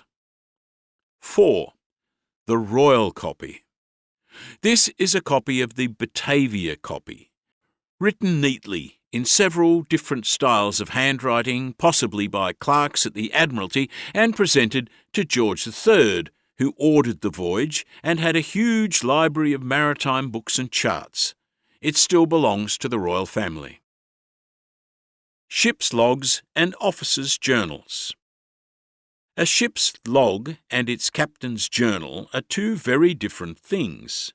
The log contains the technical and navigational information and any official goings-on that occur on board. The log was used to write the journal and included any remarkable events, which meant anything worthy of note. Captains were expected to write the journal in diary form each day and include their observations and opinions of each place they visited. There are at least 3 copies of the Endeavour log. The original was given to Joseph Banks, and he later presented it to the British Museum. A rather sketchy copy, made later and kept at Greenwich, where Cook was officer in command after his second voyage, also includes extracts from the Holograph Journal. Another copy, made for Sir Hugh Palliser, was, in 1890, in the possession of a descendant of Palliser's wife, Mr. Hudson of Sunderland. When Hudson replied to Wharton's inquiries in a letter to the Times of the 1st of October 1890, he included an extract from the log, and Wharton wondered if what Hudson had was the Holograph Journal. He later realised it was a copy of the ship's log, and, in the preface to his 1893 publication, Captain Cook's Journal during his first voyage round the world, he notes, "The ship's logbook of the Endeavour is in the British Museum. Mr. R.M. Hudson of Sunderland possesses Cook's own log, not autograph, however, presented by Cook to Sir Hugh Palliser, the ancestor of his wife. The journals of all the officers of the Endeavour are preserved at the Public Record Office. There is, however, nothing to be got out of them, as they are mainly copies one of the other, founded on the ship's log. The portion of Mr. Molyneux's, the master's log that exists at the Admiralty, is a most beautifully kept and written document, enriched with charts and sketches that attest the accuracy of Cook's remark that he was a young man of good parts. Cook does indeed say that in his journal entry of 16th of April 1771, when he notes Molyneux's death at Cape Town. What Wharton omits is the next part of the sentence, in which Cook notes that the death was alcohol-related, and Molyneux had unfortunately given himself up to extravagancy and intemperance, which brought on disorders that put a period to his life. Journal keeping being a compulsory requirement of being an officer, these men were allowed access to the ship's log in order to write up their own journals. So, there could be quite a few copies of parts of the log of the Endeavour in existence. Most of the officers' journals were kept at the Admiralty and are now in the British Public Records Office. Unofficial publications. The 3-volume account of the voyages of Byron, Wallis and Cook by Hawkesworth was commissioned by Lord Sandwich, first Lord of the Admiralty, in late 1771, and efforts were made to prevent any other accounts being published. Less than 3 months after the Endeavour returned, an unofficial, brief and anonymous account of the voyage appeared, published by Beckett and de Hont. It carried a dedication to the Lords of the Admiralty and Joseph Banks, which the publishers were forced to remove. Translated into French, it was published in Paris in 1773 with Bougainville's account of his 1766-69 circumnavigation. The author was undoubtedly the Endeavour's American midshipman, James Matra, who later proposed a settlement in New South Wales for Americans who remained loyal to Britain after the American War of Independence, and after whom the Sydney suburb of Matraville is named. Joseph Banks was the subject of 2 other potentially embarrassing attempts to publish information about the voyage before the official Admiralty-sanctioned account could be published. In the spirit of scientific brotherhood, Banks had written a brief account of the voyage in a letter to a French friend living in London. The letter was forwarded to the Academy of Sciences in Paris, and Banks learned it was about to be published as a book in London. Luckily, he was able to buy the prepared page plates before it was printed and destroy them.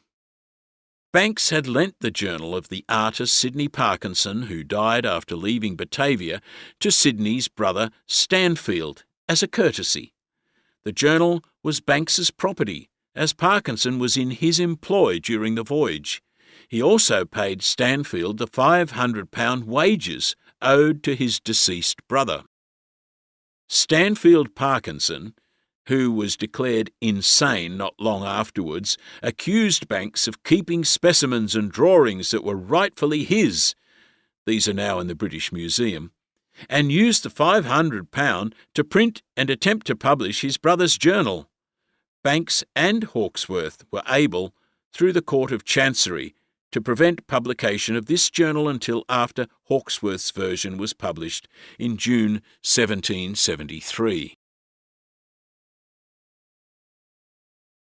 Conclusion.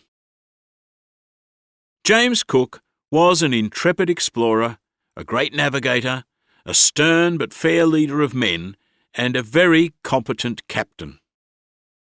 Relative to the times in which he lived, he was as decent a human being as you could hope to find leading a European expedition into uncharted territories.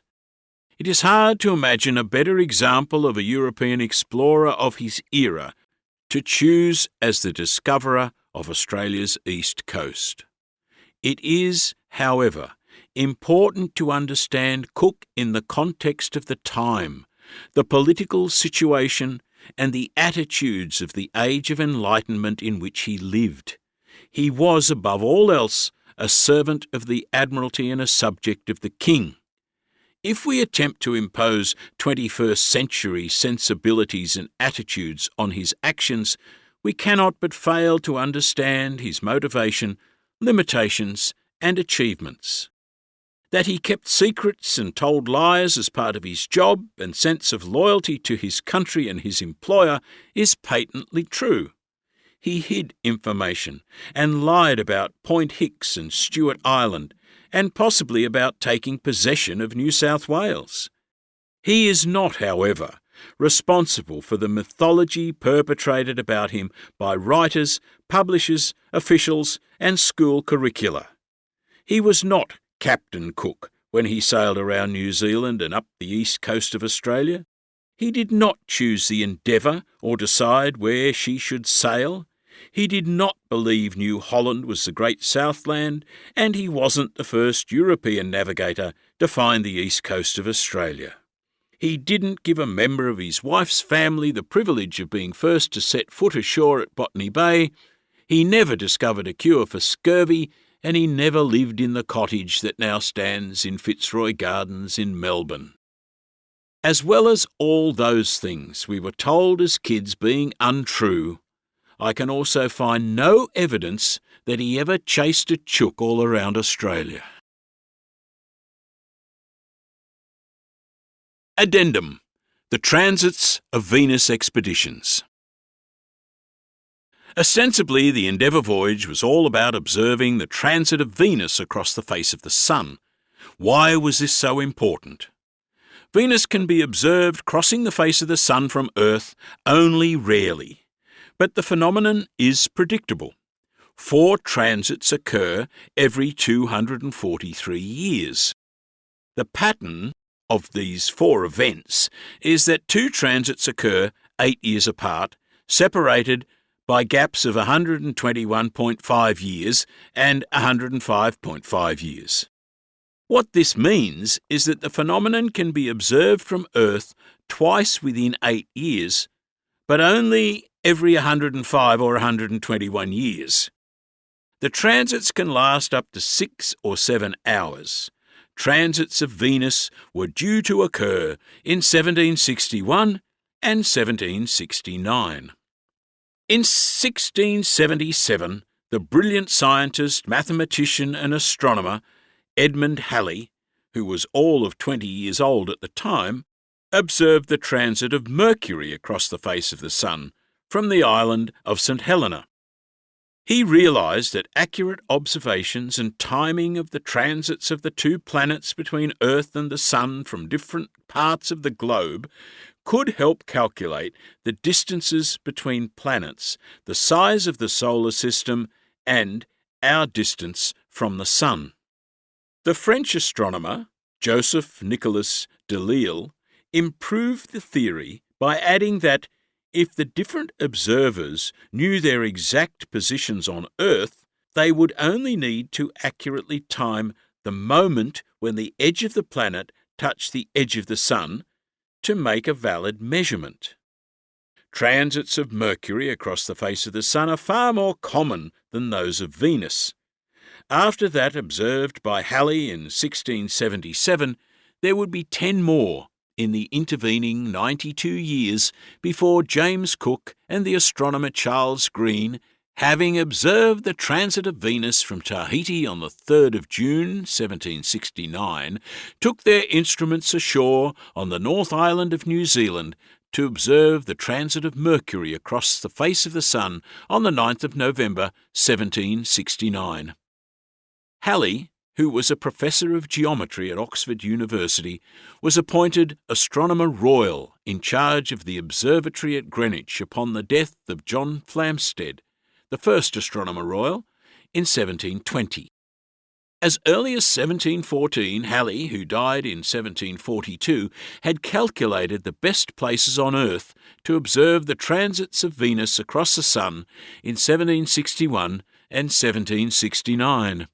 The 17th and 18th centuries were the Age of Reason, the Enlightenment, and these astronomical events were much anticipated by the scientific community across Europe, and plans to observe them were put in place well in advance. In Britain, members of the Royal Society, along with many other astronomers, wished to conduct accurate observations of the 2 transits, which would not occur again until 1874. That he kept secrets and told lies as part of his job and sense of loyalty to his country and his employer is patently true. He hid information and lied about Point Hicks and Stewart Island, and possibly about taking possession of New South Wales. He is not, however, responsible for the mythology perpetrated about him by writers, publishers, officials, and school curricula. He was not Captain Cook when he sailed around New Zealand and up the east coast of Australia. He did not choose the Endeavour or decide where she should sail. He did not believe New Holland was the great Southland, and he wasn't the first European navigator to find the east coast of Australia. He didn't give a member of his wife's family the privilege of being first to set foot ashore at Botany Bay. He never discovered a cure for scurvy, and he never lived in the cottage that now stands in Fitzroy Gardens in Melbourne. As well as all those things we were told as kids being untrue, I can also find no evidence that he ever chased a chook all around Australia. Addendum: The Transits of Venus Expeditions. Ostensibly, the Endeavour voyage was all about observing the transit of Venus across the face of the Sun. Why was this so important? Venus can be observed crossing the face of the Sun from Earth only rarely, but the phenomenon is predictable. 4 transits occur every 243 years. The pattern of these 4 events is that 2 transits occur 8 years apart, separated by gaps of 121.5 years and 105.5 years. What this means is that the phenomenon can be observed from Earth twice within 8 years, but only every 105 or 121 years. The transits can last up to 6 or 7 hours. Transits of Venus were due to occur in 1761 and 1769. In 1677, the brilliant scientist, mathematician and astronomer Edmund Halley, who was all of 20 years old at the time, observed the transit of Mercury across the face of the Sun from the island of St. Helena. He realised that accurate observations and timing of the transits of the 2 planets between Earth and the Sun from different parts of the globe could help calculate the distances between planets, the size of the solar system, and our distance from the Sun. The French astronomer Joseph Nicolas Delisle improved the theory by adding that if the different observers knew their exact positions on Earth, they would only need to accurately time the moment when the edge of the planet touched the edge of the Sun to make a valid measurement. Transits of Mercury across the face of the Sun are far more common than those of Venus.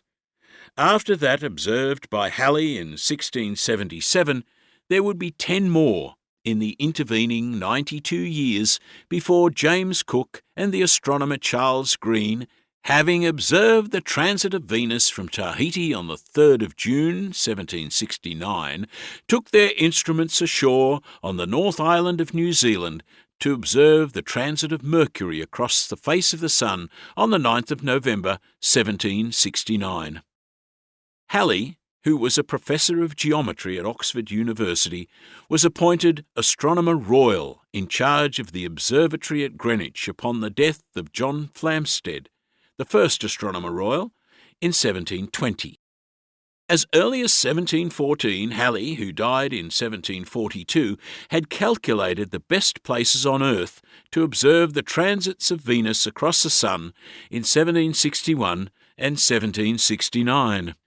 The 17th and 18th centuries were the age of reason, the Enlightenment, and these astronomical events were much anticipated by the scientific community across Europe, and plans to observe them were put in place well in advance. In Britain, members of the Royal Society, along with many other astronomers, wished to conduct accurate observations of the 2 transits, which would not occur again until 1874. The Royal Society planned 2 expeditions to observe the transit of Venus in 1761, one to Sumatra and one to the South Atlantic. The French Académie Royale organised 3, one to India, one to Siberia, and one to an island near Madagascar. In 1761, a few obstacles stood in the way of scientific cooperation between the 2 nations most able to make the observations and share their results. The main problem was that they were at war with each other. The 7 Years' War between France and Britain and their allies on both sides was raging in Europe, the Americas, Asia and Africa. This severely hampered one of the British expeditions attempting to observe the transit and completely scuppered one French expedition. Two official British expeditions were organised by the British Royal Society in conjunction with the British East India Company. The intended suitable locations were two British East India possessions, the island of St. Helena in the South Atlantic and Bencoolen on the island of Sumatra. Unfortunately, Bencoolen had been captured by the French in April, and the alternative site of Batavia, on the Dutch-controlled island of Java, could not be reached in time due to the expedition vessel, the Seahorse, being attacked and damaged in the English Channel by a French warship. As a result, the second expedition was forced to observe the transit from Cape Town, which was not really far enough from St. Helena to be of much use. The rather unsuccessful Bencoolen expedition was incidentally led by the British astronomers Charles Mason and Jeremiah Dixon, later to become famous for surveying the disputed borders between Maryland, Virginia, Delaware and Pennsylvania, and thus delineating the Mason-Dixon line, which in 1820 became the border between the slavery and non-slavery states of the USA. The observation on St. Helena went ahead as scheduled, and another, organised and financed by the British colonial government of Massachusetts and Harvard University, observed the transit from Newfoundland. One French team, with Russian cooperation, made its way to Tobolsk in Siberia and made a partly successful observation. A second French team, operating from an island near Madagascar, failed to make a successful observation. The third French attempt, led by the unfortunate astronomer Guillaume Le Gentil, who had spent years preparing on Mauritius, headed to the planned observation site in the French colony of Pondicherry in India, only to find it blockaded by the British. Le Gentil missed the first transit completely, and then 8 years later, again in Pondicherry, missed a second transit when clouds obscured the entire event. One of the best places to observe the second transit in 1769 was the middle of the South Pacific Ocean. As the British East India Company did not sail in those waters, the astronomer Professor Thomas Hornsby of Oxford University proposed that the Royal Society and the Admiralty might join forces in order to facilitate the observation. King George III, a keen amateur astronomer, liked the idea, and the Admiralty, keen to explore the Pacific ahead of the French, and also to support scientific research that might aid navigation and astronomy, agreed to provide a ship or ships and to help find an island in the Pacific Ocean where the observation could occur. The King ordered £4,000 clear of fees be provided to finance the expedition. The Royal Society directed the Astronomer Royal, Neville Maskelyne, who was a member of the Society, to prepare the necessary instructions for the observers. The Royal Society arranged, planned and financed 3 other observations for 1769. Astronomer William Wales, assisted by Joseph Diamond, was sent to Hudson Bay. Jeremiah Dixon and William Bailey went to Norway, and a Mr. McCall, who lived in Madras in India and had observed the earlier transit in 1761, was directed to make an observation with the help of officers of the British East India Company. The planning for the Pacific expedition began in 1766, and in December 1767, Alexander Dalrymple was chosen to lead the expedition. He insisted that there should be only one ship, arguing that 2 ships would become separated and slow down the operation. In March 1768, the vessel was chosen and sent to be refitted, as it would have to carry everything the expedition required. It also needed alterations below decks. In the first week of April 1768, Dalrymple was sacked and James Cook was suggested as his replacement. After meeting with members of the Royal Society and being accepted as a suitable leader, Cook was officially appointed on the 25th of May 1768. Up until 3 months before the Endeavour was due to sail, and just 5 days before Cook's official appointment to lead the expedition to the Pacific, there was no specific destination for the voyage. On the 20th of May, 1768, HMS Dolphin arrived back in London after circumnavigating the globe on a second secret mission for the Admiralty, and Captain Wallis informed his superiors that he had found the islands of Tahiti and claimed them for Britain. The members of the Royal Society rejoiced, for now there was a known destination, claimed by the British, which was the perfect place for observing the transit of Venus. Several members of Wallis's crew joined the crew of the Endeavour, and Cook had the official report of Wallis's journey and probably met with him before departing. Charles Green was appointed to the Endeavour expedition as astronomer, and he and James Cook were paid to make the observations and record them for the Royal Society. Cook had a fort built at Matavai Bay in Tahiti that he called Fort Venus, and he, Green, and Dr. Solander made separate observations there. Cook also sent small groups led by Lieutenants Hicks and Gore to outlying islands to make separate observations. When the Endeavour reached New Zealand, Cook and Green took the opportunity to set up the instruments again and observe the transit of Mercury across the Sun on the 9th of November 1769. The place on the North Island where they did this has been known ever since as Mercury Bay. Green died on the return voyage, 9 days out of Batavia, either of pleurisy or a flux. Cook noted that he was indefatigable in making his observations and measuring latitude and longitude, and often left the ship's day-to-day navigation duties to Green, who he praised for his excellent observations and calculations. However, Cook was also critical of Green's lifestyle. When Green died on the 29th of January 1771, he noted, "He had long been in a bad state of health, which he took no care to repair, but, on the contrary, lived in such a manner as greatly promoted the disorders he had had long upon him.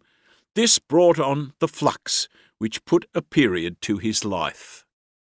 It was left to Cook and the Astronomer Royal, Neville Maskelyne, to decipher Green's notes when it came to writing up the observations made on the voyage.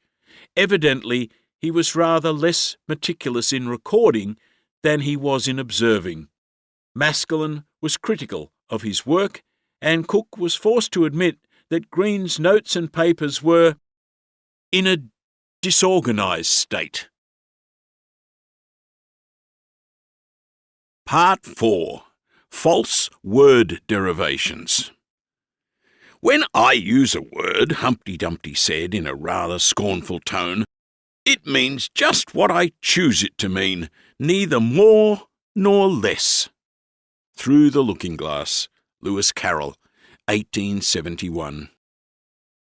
Word watch.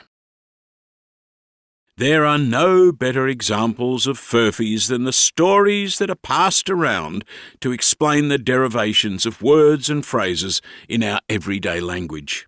While the evolution of language is an extremely complicated business and a minefield for scholars and researchers, there are some glaringly obvious examples of popular word origins and derivation beliefs that can easily be proven to be wrong.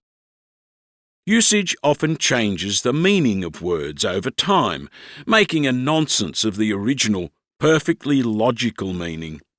There's no better example of this over the past few decades than the use of the word decimate to mean annihilate or wipe out.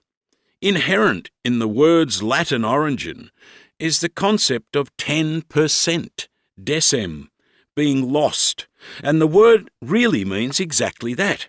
If the Romans wanted to punish a rebellious group or population, they would kill 1 in every 10 of the male population. To the Romans, a loss of 10% of soldiers in a battle was considered a disaster, and thus the army was decimated. The way the word is often used today is actually contradictory to its logical meaning.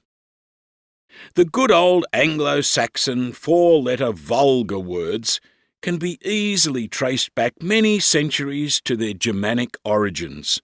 Yet many people perpetuate the nonsense that some are acronyms, such as store high in transit for shit.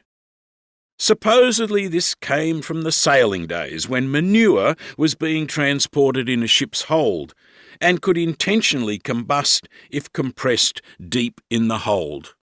The probability or common sense test tells you that the value of a cargo of manure would hardly be worth the cost of transporting it, and if it was being used as ballast, as some versions of this Furphy claim, it would have to be stored low in transit, making the whole story nonsense.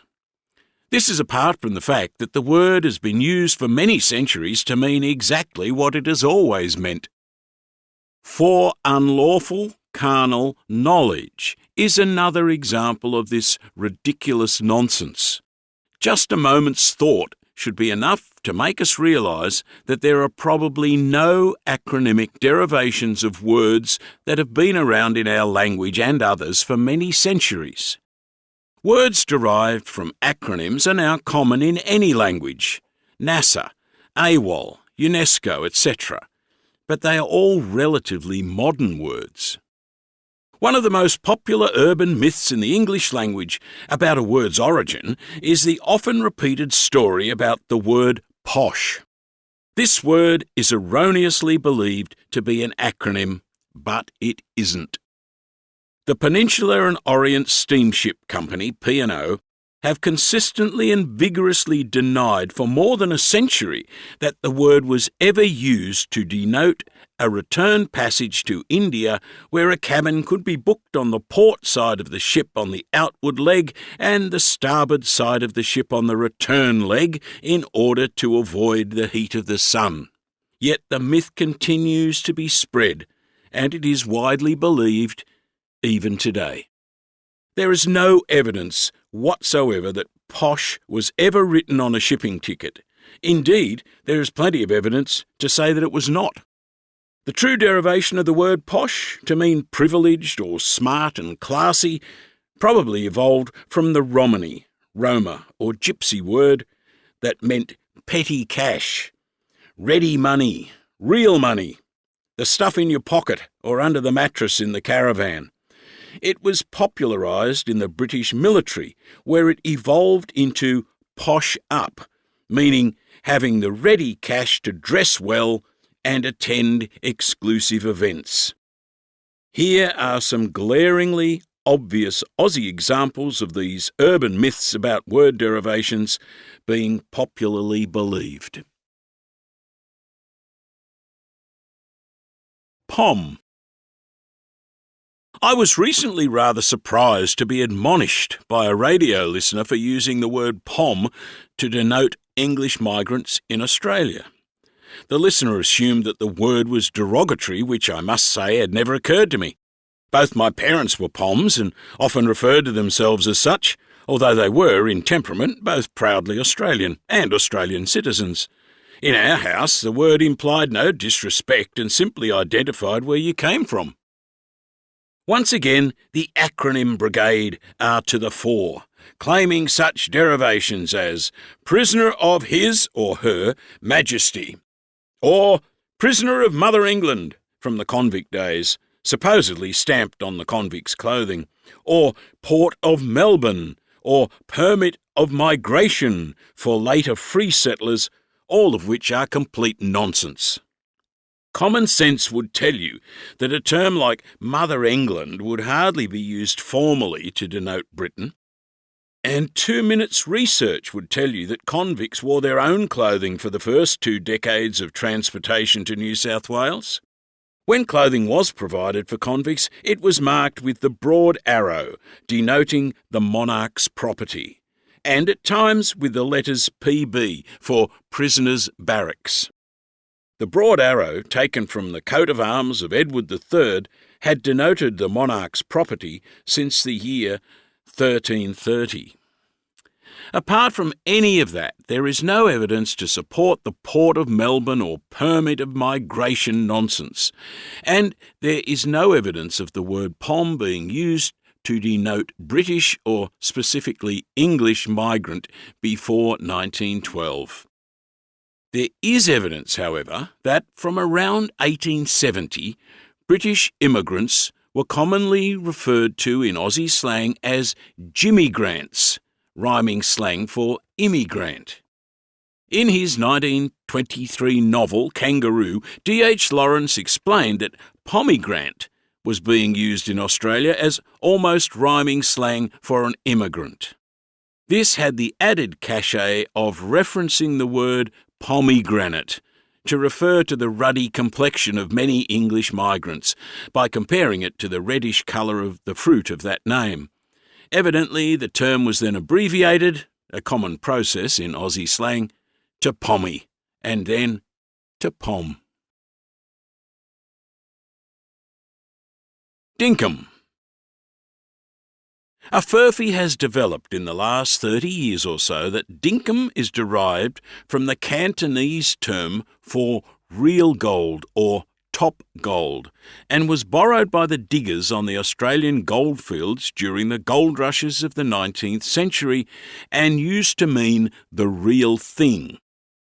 Perhaps this is a belated attempt to reverse the harsh racial discrimination of that time, or to be overly politically correct, or to make us seem retrospectively multicultural. It's complete rubbish. My Chinese Australian friends tell me that the closest sounding Cantonese term for pure gold or real gold or best gold or top gold would be pronounced Siongam. And that's a long way from dinkum. Anyway, it's all irrelevant, as the term was actually recorded as being used to mean hard work or a due share of work in Derbyshire and Gloucestershire before the First Fleet departed, and fair dinkum was recorded as an old Lincolnshire term by Joseph and Elizabeth Wright in their English Dialect Dictionary, compiled between 1896 and 1905. Digger. While on the subject of gold and the Chinese, let's consider the case of the word digger. Although noting that digger originated on the goldfields circa 1855, Eric Partridge, in his Dictionary of Slang and Unconventional English, 1937-61, defines the word as a military term. He implies that the revised sense of the word in World War I refers to those who shovelled Gallipoli into sandbags. I would argue, however, that digging trenches in World War I has little to do with the word digger being used to imply mateship, as it had already been used in that sense for 60 years. The diggers who stood united under the Southern Cross at the Eureka Stockade made their stand for a fair go against what they saw as the overzealous enforcement of oppressive regulations. They were all white men of European descent, united in mateship and demanding to be treated as free men in a new country. They wanted democracy. There were distinct overtones of the French Revolution and the American War of Independence at play. There was a new flag without a Union Jack in the corner. There were also very definite racist overtones in this new idea of mateship that certainly did not include the Chinese. The unpopularity of the Chinese on the goldfields was a major factor in uniting the native-born white Australians and the British, American, German, Italian, Hungarian, French and other European migrant miners in bonds of mateship as diggers. The Chinese usually came to already established goldfields and often worked over the abandoned mullock mounds that had been dug and left by the white diggers. There was resentment when the more meticulous and group methods of the Chinese extracted gold missed by the previous miners. The diggers accused the Chinese of polluting the water supplies on the goldfields by puddling over the material left behind by those who dug the original mine shafts. This was, of course, mostly due to the fact that the Chinese were unable to make new claims. Dislike of the Chinese was mostly due to paranoia about the unknown. They worked as teams, they were different, their customs were a mystery, there were no women, they smoked opium, they were cheap labour at a time when unionism was in its infancy, and they were not Christian. They returned to China with their gold, they were not part of Australian society, etc., etc. Of course, the Chinese were not allowed to stay, even if they wanted to, although surprisingly many did. And most of the fear and hatred was just cultural ignorance. It was enough, however, to lead to shameful racist attacks and killings like those at Lambing Flat. It was the fear that this resentment and violent behaviour would become part of our way of life, as well as pure racism, that led to the legislation that was called the White Australia Policy. So there are definite overtones of mateship and the desire for democracy and equality implied in the term digger. There are also strong overtones of blatant racism and white supremacist ideology. It is not exactly accurate to claim that the origin of digger is purely military and began in Gallipoli. There is evidence that it was used between Australians in the Boer War, and there was very limited amount of trench digging in that war. In my opinion, it is far more likely that it was used as a term of recognition, respect and affection between white Australian males from the 1850s onward, and was carried over into World War I, where it became recognised as a military term only because large numbers of Australian men were serving together and using the term in overseas locations. Chunder. This uniquely Australian term for regurgitation can be easily proven to derive from a hugely popular long-running series of advertising cartoons that appeared in the Bulletin magazine from 1909 to 1920. However, before we demystify the weird and wonderful and magnificently politically incorrect history of Chundaloo Vacuum Foo and Cobra Boot Polish, we need to dismiss the far more recent attempt to explain the origin of the term, which is a pathetically obvious furphy. Since the 1960s, a story has circulated that chunder is an abbreviated version of an old sailing day's warning, watch under, that was yelled by sailors who were about to vomit while working aloft in a sailing ship's rigging. Even at first glance, this derivation seems highly unlikely to be valid. Firstly, sailors develop their sea legs relatively quickly, and secondly, they would be unlikely to go aloft feeling obviously nauseous. Then there is the fact that regurgitation usually comes on rather suddenly, and the victim is highly unlikely to take the time to shout a warning. Opening the mouth to shout anything would, in all likelihood, precipitate involuntary vomiting. Although I have no definite proof, I suspect that this story is the work of Barry Humphries, who, in the 1960s, invented Bazza Mackenzie, a cartoon caricature who represented the ultimate extreme example of the crude Aussie ochre. The cartoon strip, which was suggested to Humphries by Peter Cook and drawn by Nicholas Garland, began in Private Eye magazine in 1964. It was a highly satirical send-up of the uncultured, sex-starved, boozy Australian expat living in London's Earl's Court. The character became enormously popular because the idea appealed on so many levels. British readers loved the put-down of the stupid Aussie. Many Aussies enjoyed the satire and laughed affectionately, recognising an exaggerated version of people they knew. In many ways, Bazza was an assertion of Aussiness over English pomposity. On a completely different level, many young Aussie males identified with the character as a role model and hero. Two movies, The Adventures of Barry Mackenzie and Barry Mackenzie Holds His Own, were made, and there were popular songs like Chunder in the Old Pacific Sea, The Adventures of Barry Mackenzie, Wash Down the Gutter, and Give Her One for Christmas Underneath the Christmas Tree. As part of the satire, Humphreys invented colourful pseudo-Australian colloquialisms, such as Point Percy at the porcelain for urination, Technicolor yawn, rainbow laugh and liquid laugh for vomiting, and supposedly common Aussie curses like may your chooks turn into emus and kick your dunny down. I had the opportunity recently to ask Barry Crocker, who played the part of Bazza McKenzie in the movies, whether it was true that when the film was shown in the USA, there were subtitles to explain the Aussie jargon, and the phrase above was subtitled, "May your fowls turn into large Australian native birds and kick down your outhouse." Barry confirmed that it was the case. In one adventure from the comic strip, Bazza vomits from an upper deck of a ship over a woman on the deck below who is holding a chihuahua.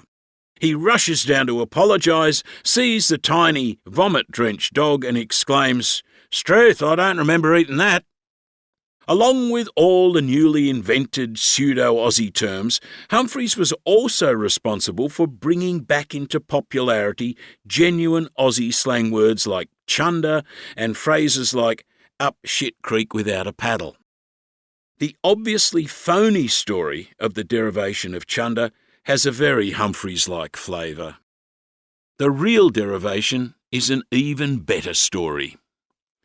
Blythe and Platt Limited was an English firm owned by the Rowe family that manufactured boot polish and various other products very successfully in the UK, first in Cheshire and later at Watford. One member of the family, Samuel Rowe, was a successful furniture and textile designer of the arts and crafts movement who migrated to Australia in 1899 at the age of 29 and became the founder of what is today the National Art School. Samuel saw opportunities for expanding the family business into Australia and, due to the high protective tariffs on imported products, encouraged the family to set up a factory in Australia in 1908 at Waterloo in Sydney to manufacture their Cobra brand boot polish. In 1909, the company began an advertising campaign in the hugely popular Bulletin magazine, which involved the artist brothers Lionel and Norman Lindsay, drawing a full-page cartoon each fortnight with an accompanying rhyming verse written by the short story writer and regular Bulletin contributor Ernest O'Farrell. As bizarre as it may seem, in the heyday of the White Australia policy, the hero of the cartoon series was an Indian who worked shining shoes at Circular Quay. His heroic exploits were all due to his use of Cobra boot polish. The hero's name was Chundaloo of Akim-Fu. The name sounded vaguely Indian and amusing, and Akim-Fu was actually a failed campaign battle in the Ashanti War. For the first 2 years, 1909 to 1911, the cartoons appeared fortnightly, drawn by either Norman or Lionel, whose drawing styles were almost indistinguishable. Norman's professional drawing career had begun in 1896 when he was 17. His older brother Lionel had taken 2 jobs illustrating, sketching and cartooning for 2 Melbourne magazines, Freelance and Hawklet. When Lionel could not cope, he had young Norman sent to Melbourne from the family home in Creswick and paid him 10 shillings a week to draw what he didn't have time to draw. Norman drew them and Lionel signed them. In 1901, Norman moved to Sydney to work for the Bulletin, which he did for more than 50 years. The Chundaloo cartoons became phenomenally popular, and the Bulletin was the most successful magazine in the land. It was known as the Bushman's Bible. By 1912, the cartoons were appearing weekly.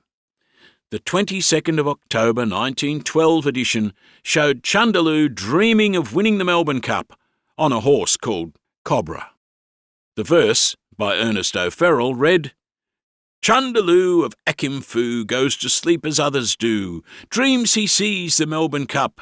Cobra winning, chunder up. Shining like a victor's shield, Cobra leads the thundering field. Past the packed and cheering host, up the straight and past the post. Chunder, with a beaming face, wakes and cries, "I've won the race!" Of all dreams that was a gem. Get my boots and Cobra them. The Lindsays and O'Farrell cleverly made the weekly cartoons topical and amusing. At the start of World War I, Chundaloo went to war and gave the enemy hell. By this time he had acquired 2 companions, a koala and a Jack Russell Terrier. This was probably Norman's idea, as nobody drew koalas, dogs or cats better than Norman Lindsay. There were more than 500 Chundaloo cartoons created, and today the originals are collector's items worth thousands of dollars.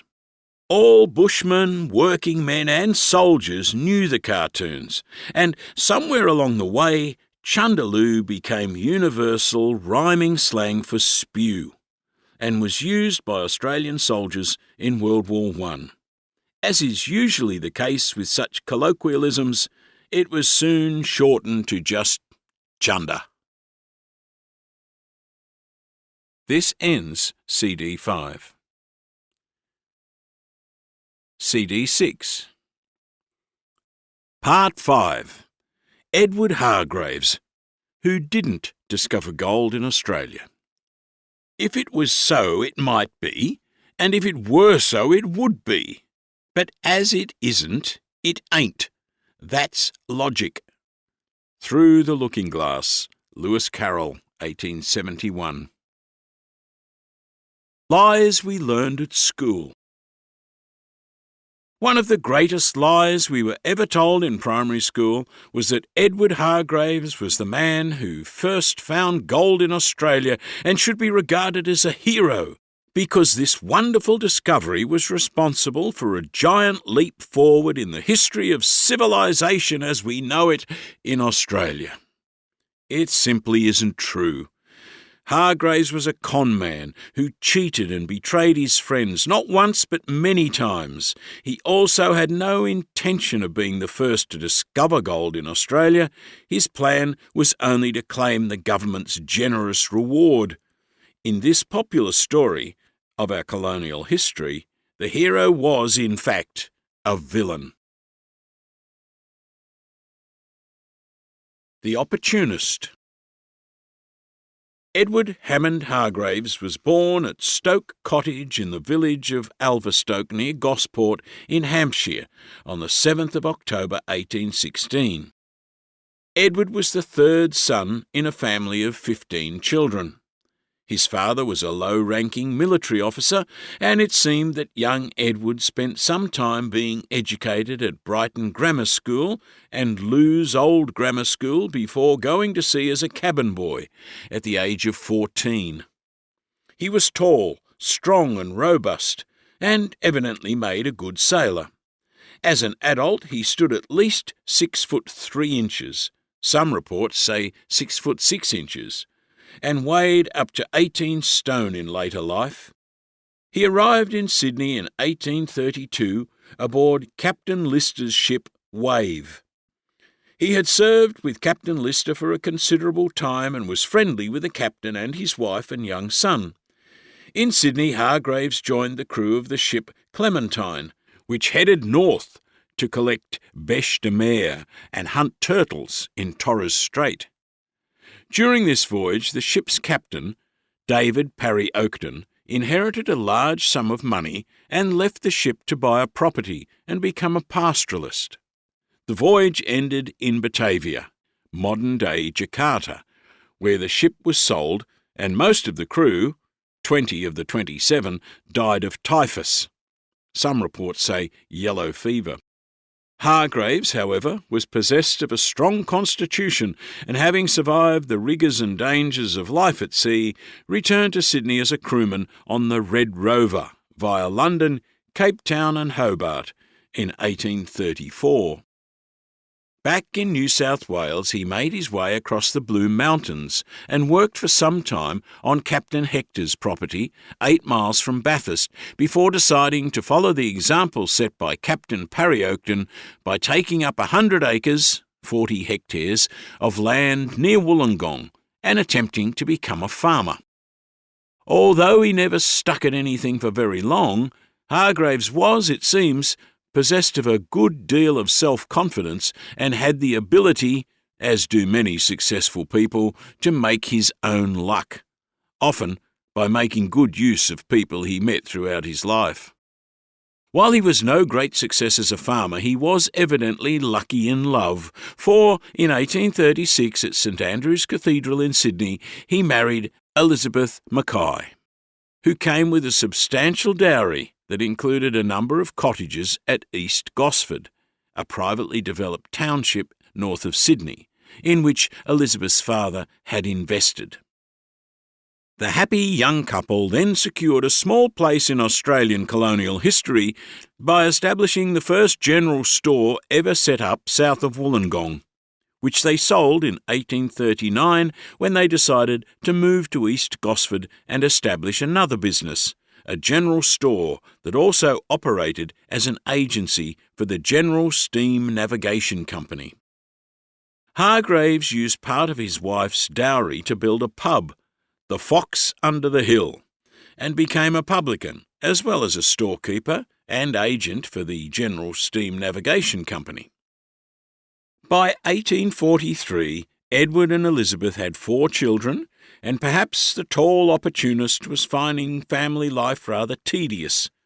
The pub had failed, and he was forced to forfeit the property, leave Elizabeth to run the store, and take up land in the Manning River district further north. Apparently he was back with Elizabeth by the end of 1849, not for long, but at least long enough to father the 5th and last of their children, Emma Maria, named after Edward's favourite sister, who had died a decade earlier. By the time baby Emma was born in September 1849, her footloose father had already sold up most of his property, paid some of his debts, and departed for the California gold rush, leaving his pregnant wife to mind the store and look after the other 4 kids. Hargreaves left Sydney on a British ship, the Elizabeth Archer, in July 1849 and returned from San Francisco in November 1850, aboard a ship called the Emma. Perhaps the more observant readers among you may have noticed a certain wistful irony in the fact that Hargreaves chose to return to Australia on a vessel that shared its name with the daughter he had never seen, and that he left on a ship that shared the given name of his wife. But it was not a desire to see his new daughter and be reunited with his family that brought Edward Hargreaves scurrying home from California after just 16 months. He had left Australia determined to make his fortune on the goldfields, but found the work hard for a man of his size, and admitted himself that he had little aptitude for the actual work of mining. He had, however, found some friends whose willingness to share their knowledge and skill with him was to prove very useful. Big Edward always did have a way of making good use of his friends. The 2 friends in question were fellow passengers on the Elizabeth Archer. One of them, Simpson Davison, was an experienced miner with a good understanding of geology. The other was Enoch Rudder, who was travelling to California with his 2 sons in the hope of making his fortune by way of a new gold washing machine that he had invented and designed. The men teamed up for a time and travelled together to the diggings on the Sacramento River, Marysville and Foster Bay. Hargreaves tried his luck at several of these places with no success, but he was far more successful in getting his 2 experienced and knowledgeable companions to share their understanding of the geology and mineralogy involved in the business of finding gold. Perhaps more importantly, they had a lot to tell him about the history of gold discoveries in the Blue Mountains area of New South Wales, an area with which they were somewhat familiar. They also showed Hargreaves how to construct and operate a cradling machine, the device that uses a plentiful supply of water to wash alluvial gold from soil. All this information was to be very useful to Edward Hargreaves in the not-too-distant future. What brought him hurrying home from California wasn't homesickness or a desire to see his family, or even the fact that he had failed to find any success on the goldfields. What brought him back was the knowledge that the New South Wales government had changed its attitude towards the possibility of the existence of large amounts of payable gold in the colony. Previous to 1850, the colonial administration had suppressed any news of gold discovery for fear of convict riots, uncontrollable population movements, and civil unrest. Transportation had ended in 1840, however, and there was a recession in the colony in the 1840s. And now thousands of men were leaving the colony for the California rush, which began in 1848. Perhaps it was time for a change of policy. In 1849, the government asked the Colonial Office in England to allow exploration to begin with the purpose of exploiting any mineral resources that could be found in New South Wales, and requested a geologist be sent to supervise the process. The Colonial Office agreed, and a reward was then offered for the first person to find payable gold in New South Wales. Samuel Stutchbury, who had been in the colony previously as a naturalist to the Pacific Pearl Fishery Commercial Expedition to New South Wales and the Pacific Islands, was appointed as the colony's geologist and arrived in November 1850. As soon as he heard the news, Edward Hargreaves knew where his fortune lay, and it wasn't in California.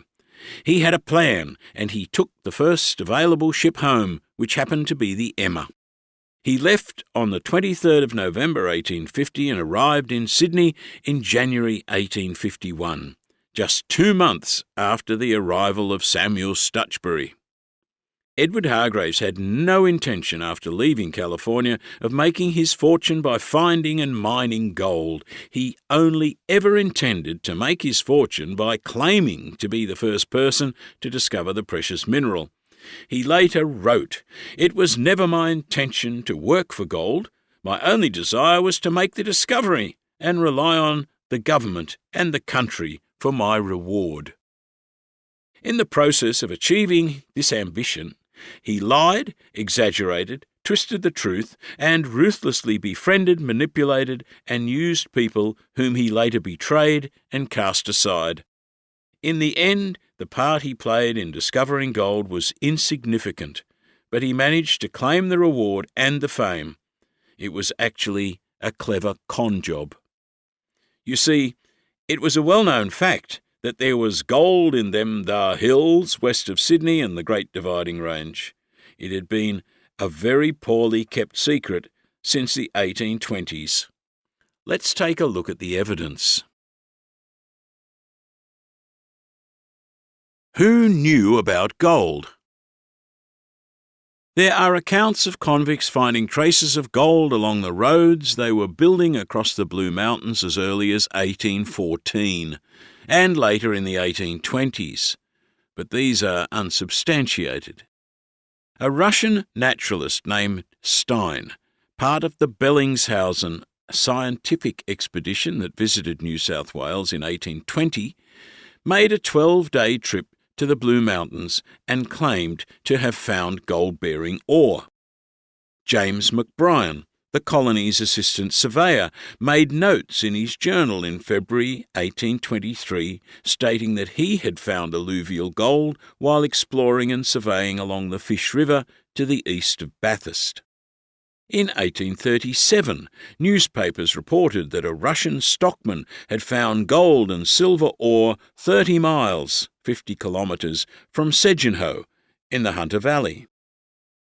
In 1839, the Polish count, explorer and geologist Paul Strzelecki reached Sydney via New Zealand and spent 4 years making a geological survey, zigzagging back and forth across the colony as far as the Southern Alps, where he climbed what he took to be the highest peak and named it after the Polish Democratic leader Tadeusz Kościuszko.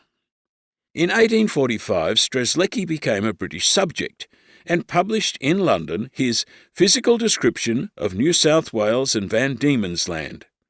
for which he received the Founders Medal of the Royal Geographical Society. Strzelecki reported later that when he told Governor Sir George Gipps of his discovery of alluvial gold near Hartley in the Blue Mountains and at Wellington in the Central West, Gipps frightened him into saying nothing about it. Strzelecki took mineral samples to show English geologist Sir Roderick Murchison, who examined them and concluded that gold would be found in the Eastern Cordillera of Australia. When he was made President of the Royal Geographical Society in 1844, Murchison, in his first presidential address, predicted the existence of gold in Australia's Great Dividing Range.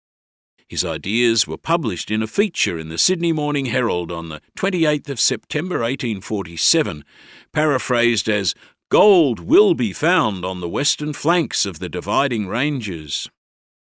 Another geologist and friend of Murchison's, Reverend William Branwhite Clark, also arrived in the colony in 1839.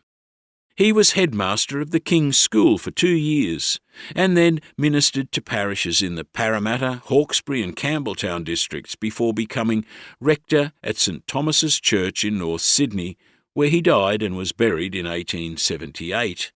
While prospecting between Hartley and Bathurst, Clark found numerous samples of gold-laden quartz and reported his finds to some members of the New South Wales Legislative Council. While giving evidence before an 1861 parliamentary inquiry, he stated that, when he showed the samples of gold to the governor, Gipps evidently responded by saying, "Put it away, Mr. Clark, or we shall all have our throats cut." After a government inquiry was held in 1853 into the management of the Australian goldfields and the legitimacy of Hargraves and others' claims, Clark was awarded £1,000, followed by another £3,000 after the inquiry in 1861, and he is credited as the scientific discoverer of gold in New South Wales. In an area known as Lewis Ponds or Yorkie's Corner, where two creeks converge 10 miles east of the township of Orange, there was local knowledge of gold being discovered by shepherds over many years. One shepherd, the eponymous Yorkie, had his hut there, and found a nugget that was displayed around the district. There is some suggestion that this was the nugget later shown to Colonial Secretary Edward Dease Thompson by an amateur geologist and mineralogist with the delightful name of Mr. William Tipple Smith, though Smith claimed he found the nugget himself. At least 2 other shepherds working in the area, a Mr. MacDonald working on a property owned by William Lane and a Mr. Delaney working for Henry Perrier, were known to have found gold in the area.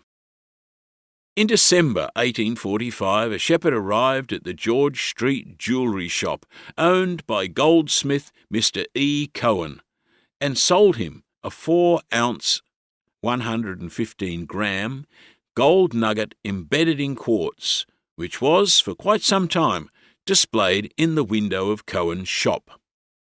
This prompted William Tipple Smith, who owned an iron foundry and lapidary business in George Street, to make a few trips west of the mountains. Smith sent mineral samples he had obtained to Sir Roderick Murchison early in 1848, and Murchison contacted the Secretary of State, Earl Grey, suggesting a mineral survey of the area where the samples had been taken. It was felt, however, that a gold rush would threaten the colony's economy, especially the lucrative wool trade. Smith then went to see the Colonial Secretary in Sydney. He showed Dease Thompson the rock samples and a nugget weighing more than 3 ounces and promised to tell the administration the location of the find in return for a reward. When Governor Charles Fitzroy was informed about the offer, he declined to take it up. The Bathurst Free Press reported in May 1850 that a shepherd named McGregor had found a considerable amount of gold at Mitchell's Creek, near the town of Wellington, over the past several years. the paper was adamant. Neither is there any doubt in the fact that Mr. McGregor found a considerable quantity of the precious metal some years ago near Mitchell's Creek, and it is surmised he still gets more in the same locality. Mr. Dees Thompson features again in the saga in 1849, just after his interview with Mr. Smith. He was a guest of Thomas Isley, an influential landowner who had property at Carcoar near Blaney, southwest of Bathurst.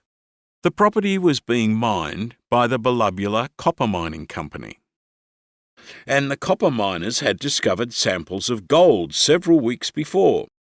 These were also sent off to Sir Roderick Murchison, who had become convinced as early as the mid-1840s that gold could be found west of the mountains in New South Wales, and had suggested the idea of sponsoring Cornish miners to migrate to the colony to search for gold in the area.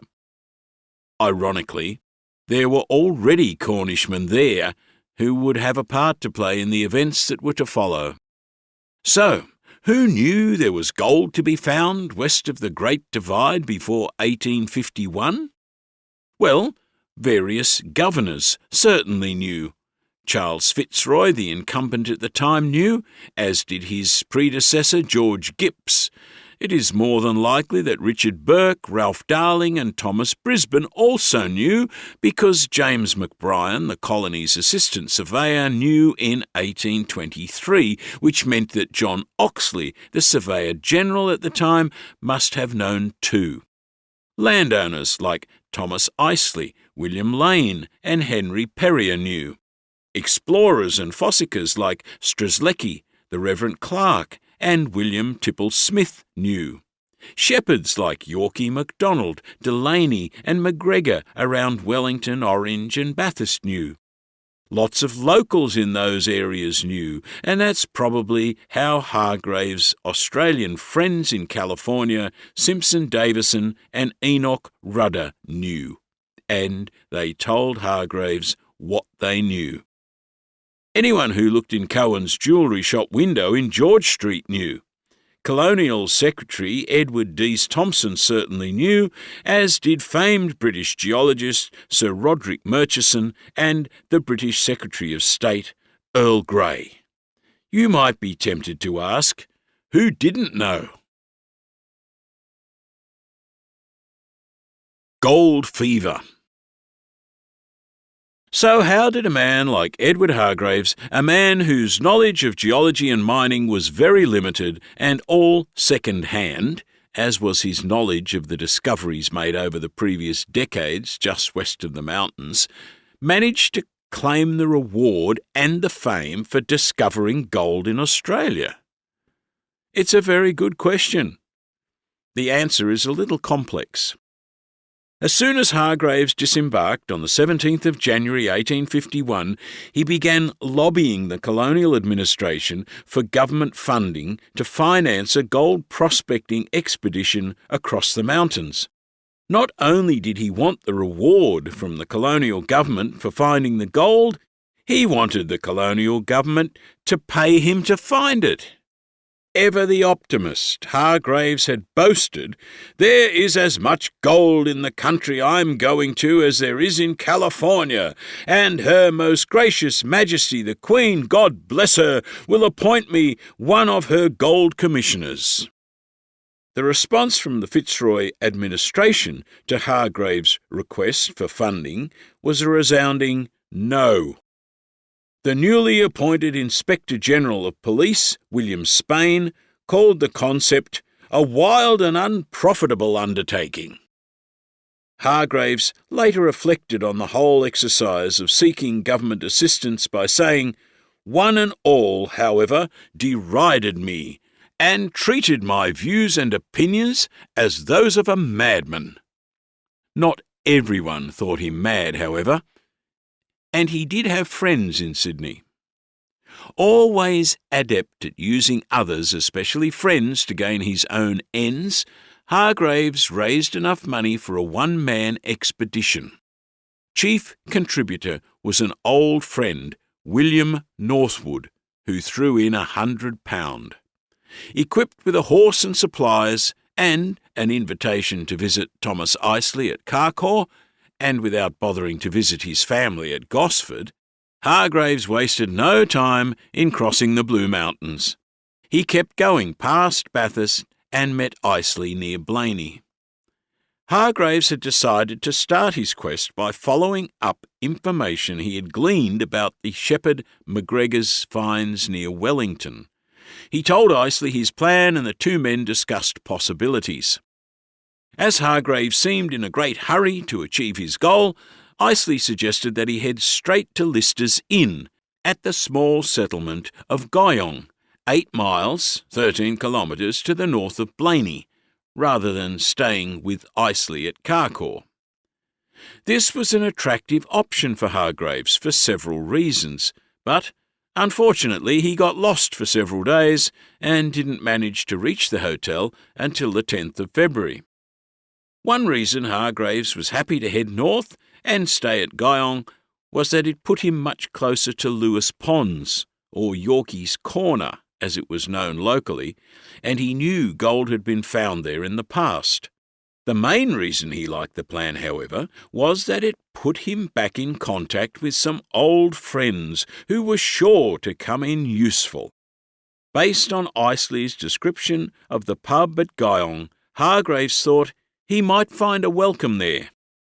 The owner and licensee of the inn was none other than Mrs. Susan Lister, wife and now widow of Captain John Lister, for whom Hargreaves had worked as a cabin boy and sailor. Hargreaves, as we have seen, had first arrived in Sydney as a crewman on Lister's ship the Wave and knew the family, having sailed with Mrs. Lister and her young son on board on several voyages, including the one to Sydney. Most accounts of Hargreaves' discoveries mention that he was assisted by a young man, John Lister, who he met at Guyong. Those accounts fail to make the connection. John Lister was a long-lost friend whom Hargreaves had played with and told yarns to when he was a toddler on his father's ship. Here was somebody else to use and manipulate. In 1838, the Listers had settled in Sydney and embarked upon a number of unsuccessful business enterprises. The first was a shipping agency which went bankrupt. That was followed by a stint as captain of a coastal trading vessel that foundered in Moreton Bay. The crew were rescued by Aboriginal people, but the vessel was lost. Then, in 1846, the family took up the licence of a pub on the Wellington Road out of Bathurst with the rather long-winded name of the Robin Hood and Little John Inn. Just 6 months before his old cabin boy arrived back from California, however, Captain Lister was killed by a fall from his wagon, and his widow had taken the family a little further west to run the pub at Guyong, which was rather confusingly named the Wellington Hotel, although it was 60 miles from the town of Wellington, which was of course named after the Duke of Wellington, as was the pub at Guyong. Once Susan Lister had recognised and welcomed Hargreaves, and Hargreaves had chatted to young John about some of the rock samples he noticed around the pub, the intrepid explorer and fortune-seeker decided to postpone his trek to the town of Wellington to follow up leads about McGregor's finds and stay a while at the pub, which was close to the area he had heard so much about, Lewis Ponds or Yorkie's Corner. This seemed a good plan because, oddly enough, the hotel just happened to be run by the widow of his old boss, who just happened to have a son aged 23, who just happened to know quite a lot about fossicking for gold in the local area. Within 2 days, a change of plans was proved to be a stroke of sheer genius, or incredibly good luck. On the 12th of February, John Lister guided Hargreaves down Lewis Ponds Creek to a place called Radigan's Gully, some 2 miles from Yorkie's Corner. It was here that the supposedly amazing discovery was made. In fact, the reason for choosing this site was merely that the summer had been so hot there was little water around, and this was the only place that provided sufficient water for Hargreaves to do some panning. Apparently, Hargreaves went through the process 6 times, and on 5 occasions tiny specks of gold were found. This was enough for the ever-optimistic Hargreaves to proclaim to his young companion, "Where you walk over now there is gold." On a piece of paper torn from the corner of the Empire newspaper, he wrote, "Gold discovered in the alluvial at Lewis Ponds Creek this 12th day of February, 1851, and added his signature. Quite carried away by this rather insignificant find and an overwhelming sense of his own importance, he then apparently proclaimed to his audience of one, "This is a memorable day in the history of New South Wales. I shall be a baronet, you will be knighted, and my old horse will be stuffed, put in a glass case, and sent to the British Museum." Hargreaves was well aware of the fact that a few tiny specks did not constitute payable gold, but he had found something, and that was the main thing. He had a credible witness, although it no doubt also occurred to him that he now was in partnership with the Listers, who had provided horses, equipment, and local knowledge for the day's expedition. He could deal with that problem later, for now he had evidence, a witness, and a plan. He planned to cheat. He had to make it appear that he'd found substantial amounts of gold at one location, and he knew how he could do that. He had to find significant amounts from as many places as possible and put it all together and say it came from the same place. Hargreaves had an idea that the best place to search locally was along tributaries of the Macquarie River, one of which was the Fish River, where Assistant Surveyor McBrien had found gold in 1823. John Lister suggested that they enlist the help of the Thom family, who lived in the nearby Cornish settlement.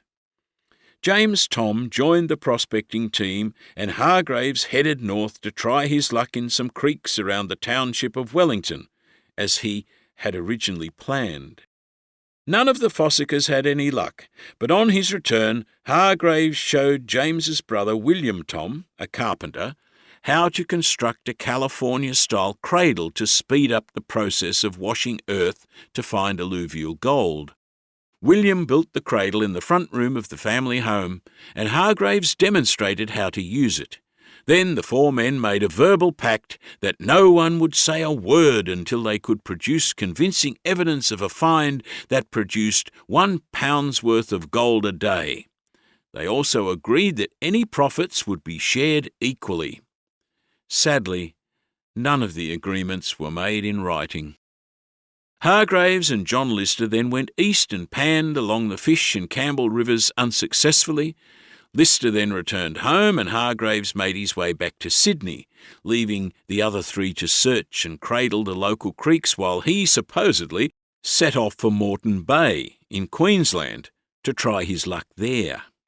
While Hargreaves and Lister were away, James, William, and a 3rd brother, Henry Thom, tried out the cradle successfully, obtaining 16 grains of gold for 3 days' work. A liar and a cheat.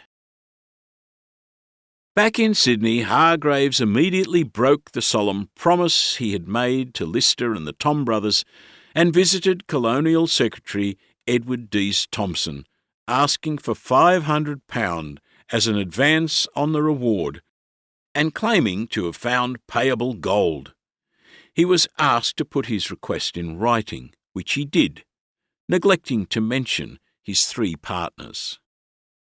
Dease Thompson's reply, dated the 5th of April, said in part, "I am directed by the Governor to inform you that His Excellency cannot say more at present than that the remuneration of the discovery of gold on the Crown lands referred to by you must entirely depend on its nature and the value when made known." Hargreaves also broke his promise of secrecy by sharing the news of his discovery with his friend from California days, Enoch Rudder, who wrote to the Sydney Morning Herald on the 4th of April 1851 announcing that someone had discovered a goldfield extending over a tract of country about 300 miles, 480 kilometres, in length. Hargreaves had plans that included the involvement of Mr. Rudder, but whether he approved the leaking of the news or not is uncertain. Meanwhile, west of the Great Divide, events were moving forward very satisfactorily. On the 7th of April, John Lister and William Thom, acting on local information about the location of the find made by the shepherd Delaney, panned at the junction of Lewis Ponds Creek and Summerhill Creek, in other words, right in Yorkie's Corner, and William Thom found a nugget weighing more than half an ounce, 14 grams. Over the next 5 days they used the cradle and found around 2 ounces. Then John Lister walked down the creek a little way and found a nugget weighing 2 ounces in the submerged roots of a tree. They also found a heart-shaped nugget weighing 1/4 of an ounce. John Lister wrote to Hargreaves telling him the news, and Hargreaves returned to Guyong on the 5th of May. The 4 ounces of gold, worth about £13, was shared equally between the 4 men, and then Hargreaves said he wanted it all in his possession when he represented the partnership to the colonial officials, so he paid the other 3 men for their share of the gold, promising that they would be included as equal partners in his dealings with the government. The next day, Hargreaves' friend Enoch Rudder arrived and melted and combined some of the gold to make a larger nugget. The Thom brothers and John Lister begged Hargreaves not to disclose the find until they could stake some official claim and ensure their right to work the area, but on the 8th of May, Hargreaves made his way to Bathurst and met with some of the town's influential citizens and showed them the gold, the larger natural nuggets and the one created by Rudder. He referred to the gold as his find and officially made the discovery public. He then waited until the government geologist Samuel Stutchbury arrived 3 days later and took him to the creek, where he was able to produce 20 grains of fine gold from 3 hours cradling. The Bathurst Free Press reported on the 17th of May as follows: "The existence of gold is therefore clearly established, and whatever credit or emolument may arise therefrom, Mr. Hargreaves is certainly the individual to whom it properly belongs." The gold rush era had begun. Stutchbury wrote to the Colonial Secretary on the 19th of May.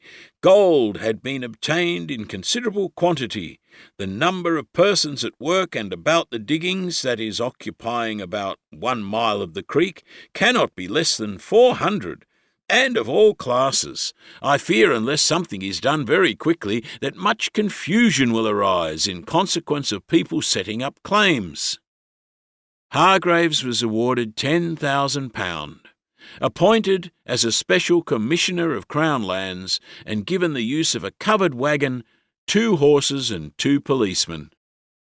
Not to be completely outdone by New South Wales, the new colony of Victoria, which had come into existence on the 11th of November 1850, also decided to award Hargreaves £5,000 and actually paid him £2,381 of the money. The reason they stopped paying was that news began spreading that the Thom brothers and John Lister were hotly disputing the validity of Hargreaves' claim. The remainder of the reward was never paid. It was, however, all rather late. Hargreaves had been too clever for his partners, and the horse, as the saying goes, had well and truly bolted. Hargreaves travelled to Britain, where he gave talks as an expert on geology and gold discovery, was made a member of the Royal Society and met Queen Victoria in 1854. He produced a book, Australia and its Goldfields, that sold very well, as did life-sized prints of the imposing Discoverer of Gold painting by T. Balcombe at 3 bob a print. The book, except for the parts about Hargreaves and his wonderful achievements, was almost certainly ghost-written by his far more knowledgeable friend, Simpson Davison. The city of Sydney gave him an official reception, at which he was presented with a pure gold cup, supposedly valued at £500. The money for the cup was raised by public subscription, to which Hargreaves had donated substantially himself. In a fitting and hilarious footnote to that affair, Hargreaves later melted down the cup and found it to consist mostly of lead and copper. Hargreaves' effrontery knew no bounds. He even claimed to have given the goldfield its name, Ophir, when it was actually William Tom Sr., who was a Wesleyan lay preacher, who suggested the name, which was taken from the name of King Solomon's legendary mine in the Old Testament and related to the first book of Kings, chapter 9, verse 28. They came to Ophir, and they fetched from thence gold. Hargreaves not only lied and betrayed and cheated his partners, it seems he could not stand anyone else being credited with any part of the discovery. He even had the audacity to ask John Lister to sign the following letter and send it to the Sydney Morning Herald.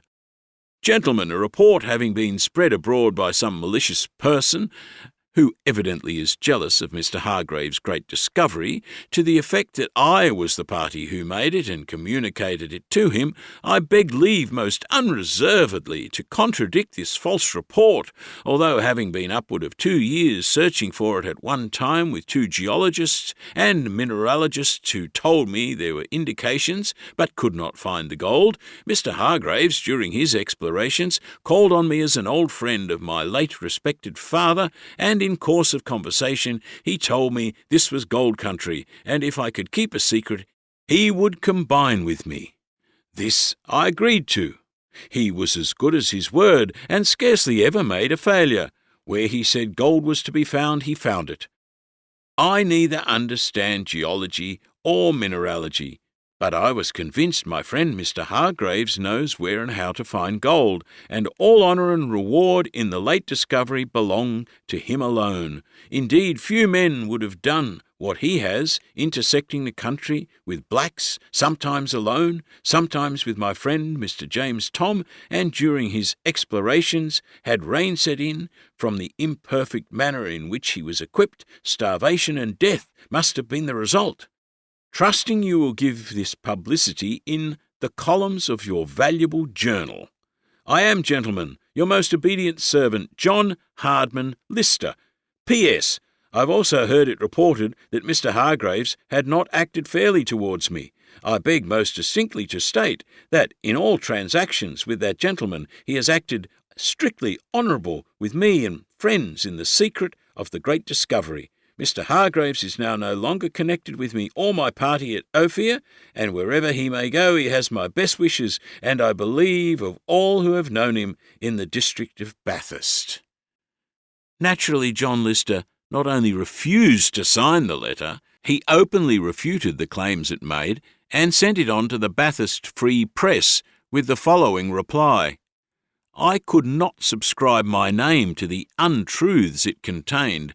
I also assert in plain words that Mr. James Thom and I never travelled with Mr. Hargreaves with any other understanding than that we were his prospecting colleagues and concerned equally with himself in any favourable results that might accrue from our journey or journeys.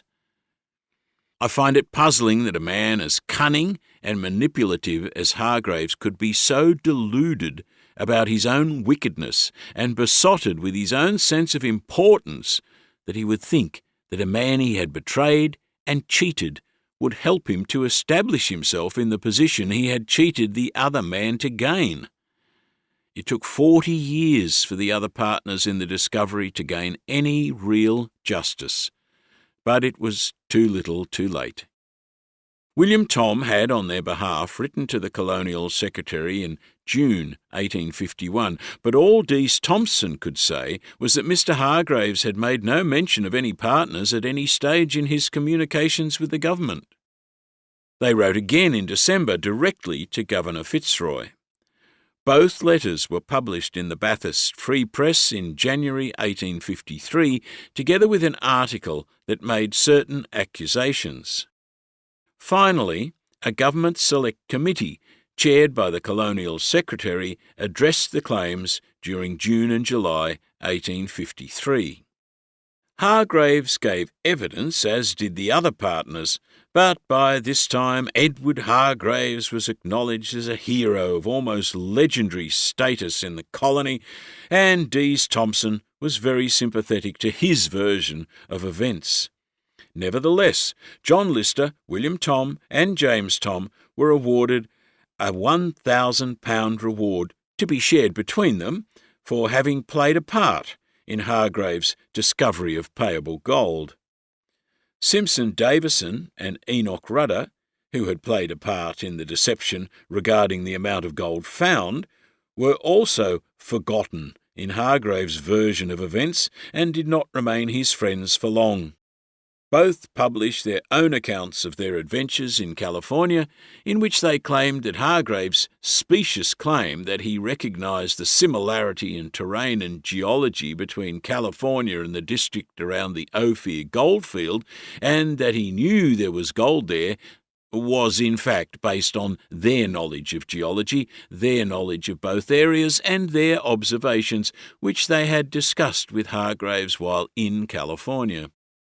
In his 1860 book, The Discovery and Geognosy of Gold Deposits in Australia, Davison questioned the integrity of the Colonial Secretary and questioned why he was so slow in considering evidence that cast doubt on Hargraves' claims. Hargraves revelled in his fame and celebrity status.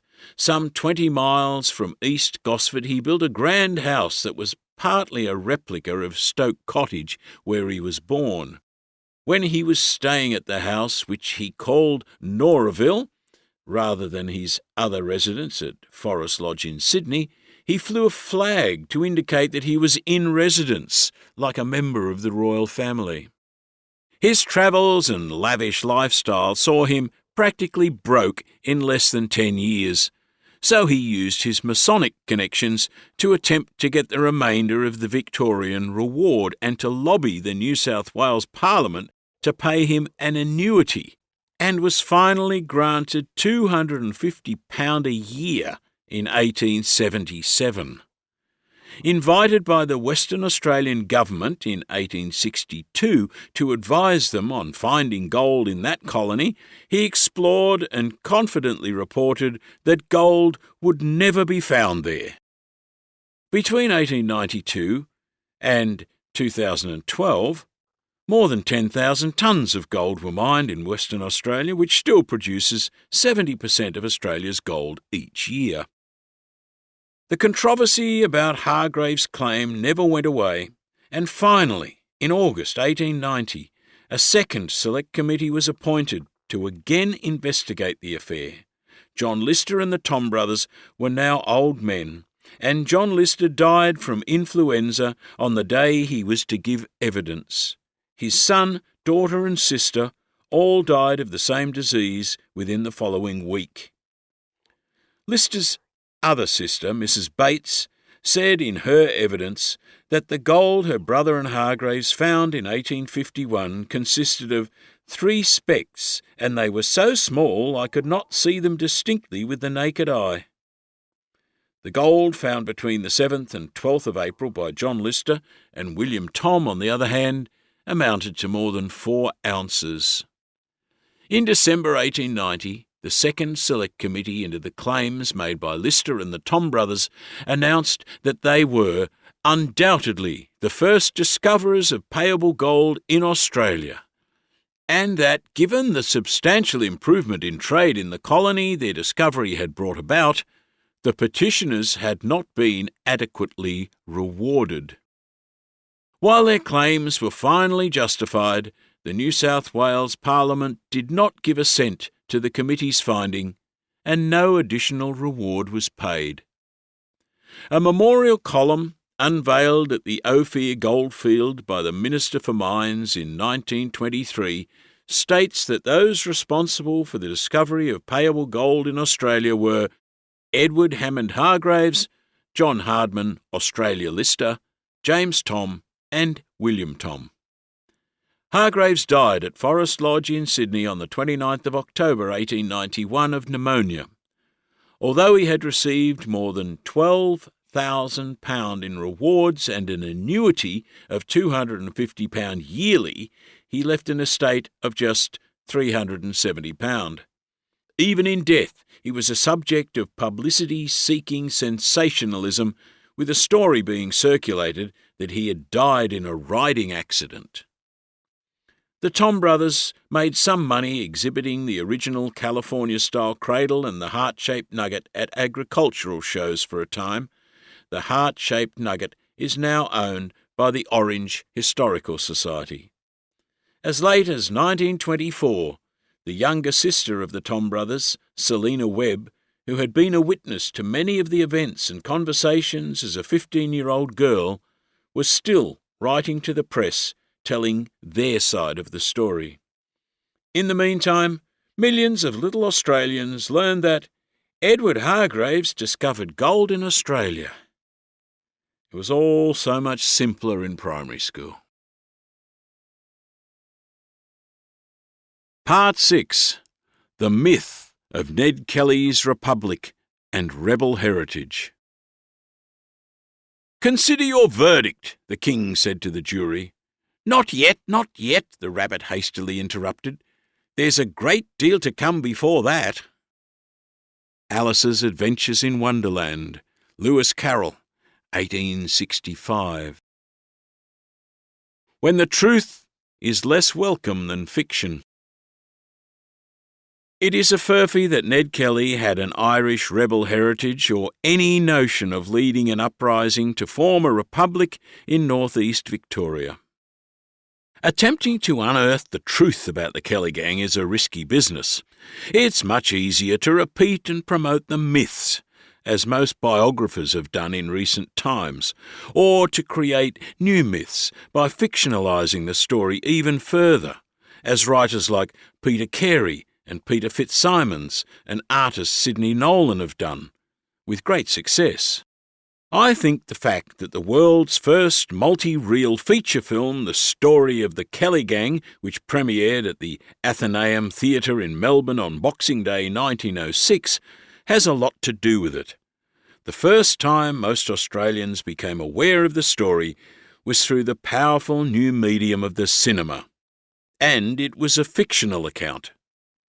The truth lies somewhere between the extreme opinions about Ned expressed in the last 140 years. For example, Peter Fitzsimons claims that all of the contemporary accounts of Ned are that he was the best rider, the best bushman, the best fighter, the best leader of men, the strongest, the complete package. Promotional video for Ned Kelly, 2014. On the other hand, historian Malcolm Ellis in the Bulletin, 31st of December 1966, calls Ned one of the most cold-blooded, egotistical and utterly self-centred criminals who ever decorated the end of a rope in an Australian jail. His utter vengefulness, his cruelty, his cold-blooded lack of regret at the wiping out of the lives of decent men can only repel. I would dispute Fitzsimons' claim on the grounds that many contemporary accounts actually painted Ned as a despicable thief and murderer, and his fighting reputation, Ned claimed to be the boxing champion of northeastern Victoria, was based on a boxing match against his friend Isaiah Wild Wright, a fellow member of the Greta Mob. Malcolm Ellis, on the other hand, certainly cuts Ned no slack in terms of his background, or his heroism in saving another child's life when he was 11 years old. To add to the almost religious fervour of the Ned Kelly as hero of the downtrodden myth is the belief propagated by some writers and believed by some Australians that at the time of the Kelly outbreak there was an uprising of poor, decent folk imminent in northeast Victoria and that it aimed to establish a new republic and overthrow the colonial government. To many of us who have seen the impact of fake news over the past decade, this sort of thing, although it is bewildering, is not surprising. Only a fool would plunge headlong into the Ned Kelly hero or villain debate. However, it was something that I did, albeit in a light-hearted fashion, at the Port Fairy Folk Festival in 2011. As part of the festival's spoken word program, which it has been my pleasure and privilege to help organise for more than 25 years, myself and my good friend, author, performer and folklorist, the late Dennis O'Keefe, invented an event called the True Blue. This was a light-hearted 2- or 3-sided debate or argument in which the audience was invited to vote and comment. The True Blue was designed as entertainment rather than a serious insight into our history, and we argued such things as who was the most Australian poet, Patterson, Lawson or C.J. Dennis? That year, Henry Lawson, represented by local boy Dennis O'Keefe, won easily on the audience vote. C.J. Dennis, represented by C.J. Dennis authority Dr. Stephen Whiteside, was a respectable second audience choice, and poor old Banjo Patterson, represented obviously not too well by myself, received hardly a vote. In 2011, the True Blue was a two-hander between myself and Dennis. The topic was Ned Kelly, hero or villain. I should point out, for those of you who do not know that part of Western Victoria, that Port Fairy was once called Belfast, and the nearby town of Koroit, which conducts an annual Irish festival, calls itself the most Irish town in Australia. The census figures for the district's main city of Warrnambool show that of those professing to be Christian, the Catholics easily outnumber the non-Catholics, and the percentage of Catholics in the population of Warrnambool is almost 50% greater than the national average. In retrospect, it's easy to see my foolishness in accepting the challenge to take the villain side of the Ned Kelly argument. In fact, I would have been happy to take either side, but my mate and Warrnambool-born and bred Dennis gave me no option. Needless to say, the result was an overwhelming victory for Ned Kelly as a hero. My arguments were so loudly and regularly booed that I felt like an AFL footballer from a non-Victorian team taking a set shot for goal against Collingwood at a packed MCG, or, more appropriate to the district, against Geelong at Cardinia Park. Until that time, I'd never researched or explored the Ned Kelly story in any depth. As a member of a bush band in the 1970s and 1980s, I'd often sung the Red Gum song Poor Ned, and had even co-written a song about Ned's last stand at Glenrowan called Fire in the Heart. The small amount of research I did for that event brought me into contact with some of the less savoury, hard facts and undeniable truths of the Ned Kelly story, and gave me an understanding of why some historians opposed the notion that Ned was some sort of hero. I have no intention of revisiting the villain or hero debate in full in this audiobook. Time does not permit, and there have been many millions of words written presenting both sides of the story in hundreds of books, newspaper articles, academic papers and website blogs. Also, I'm still mentally scarred and bruised from the hammering I received from Dennis and the Port Fairy Folk Festival audience in 2011. However, the recurring myths of the Kelly Republican uprising and Ned's supposed rebel heritage cannot be allowed to go unchallenged. The creation of the Republic myth. The myth of the Kelly Republic is based partly on a mischievous media furphy that began 20 years after the event in the Bulletin magazine of the 9th of June 1900. The furphy was itself a kind of amalgam of previous newspaper and magazine comments and articles. In other words, the sort of thing the media has always done. Having fun at the expense of the Kelly gang and the police was nothing new. On the 27th of March 1879, while the gang was still on the run, Melbourne Punch published what was obviously a joke letter from Ned, per Dan, under the heading, "Latest from Mr. Kelly." The letter gave the return address of Wombat Rangers and claimed the gang had kidnapped Police Commissioner Standish and 2 other police who, if the gang didn't receive free pardons, will be killed without fear or favour, and the Lord have mercy on their souls.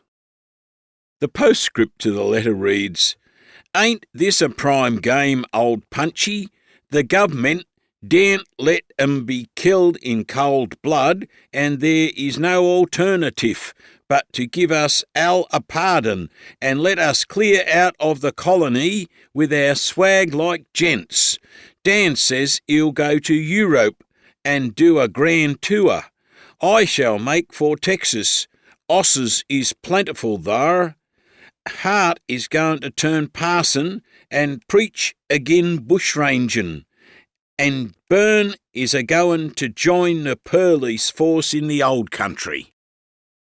Not all the fake news surrounding the gang, however, was so obviously a send-up, joke or spoof. Let's try to follow the paper trail that led, 20 years later, to the Bulletin's article and the subsequent myth of the Kelly Republic. On the 2nd of July 1880, 5 days after the siege at Glenrowan and the capture of Ned, the Sydney Evening News reported, "It is rumoured that in Ned Kelly's possession after his capture was found a pocketbook containing a number of letters implicating persons in good positions, and the name of one member of Parliament is mentioned. The authorities will give no information on the subject. Ned Kelly is said to be very anxious to see representatives of the press." The report was picked up and published by several other newspapers in the colony of New South Wales, but, as Dr. Stuart Dawson of Monash University quite rightly states, it does not mention any Republican document or sentiments.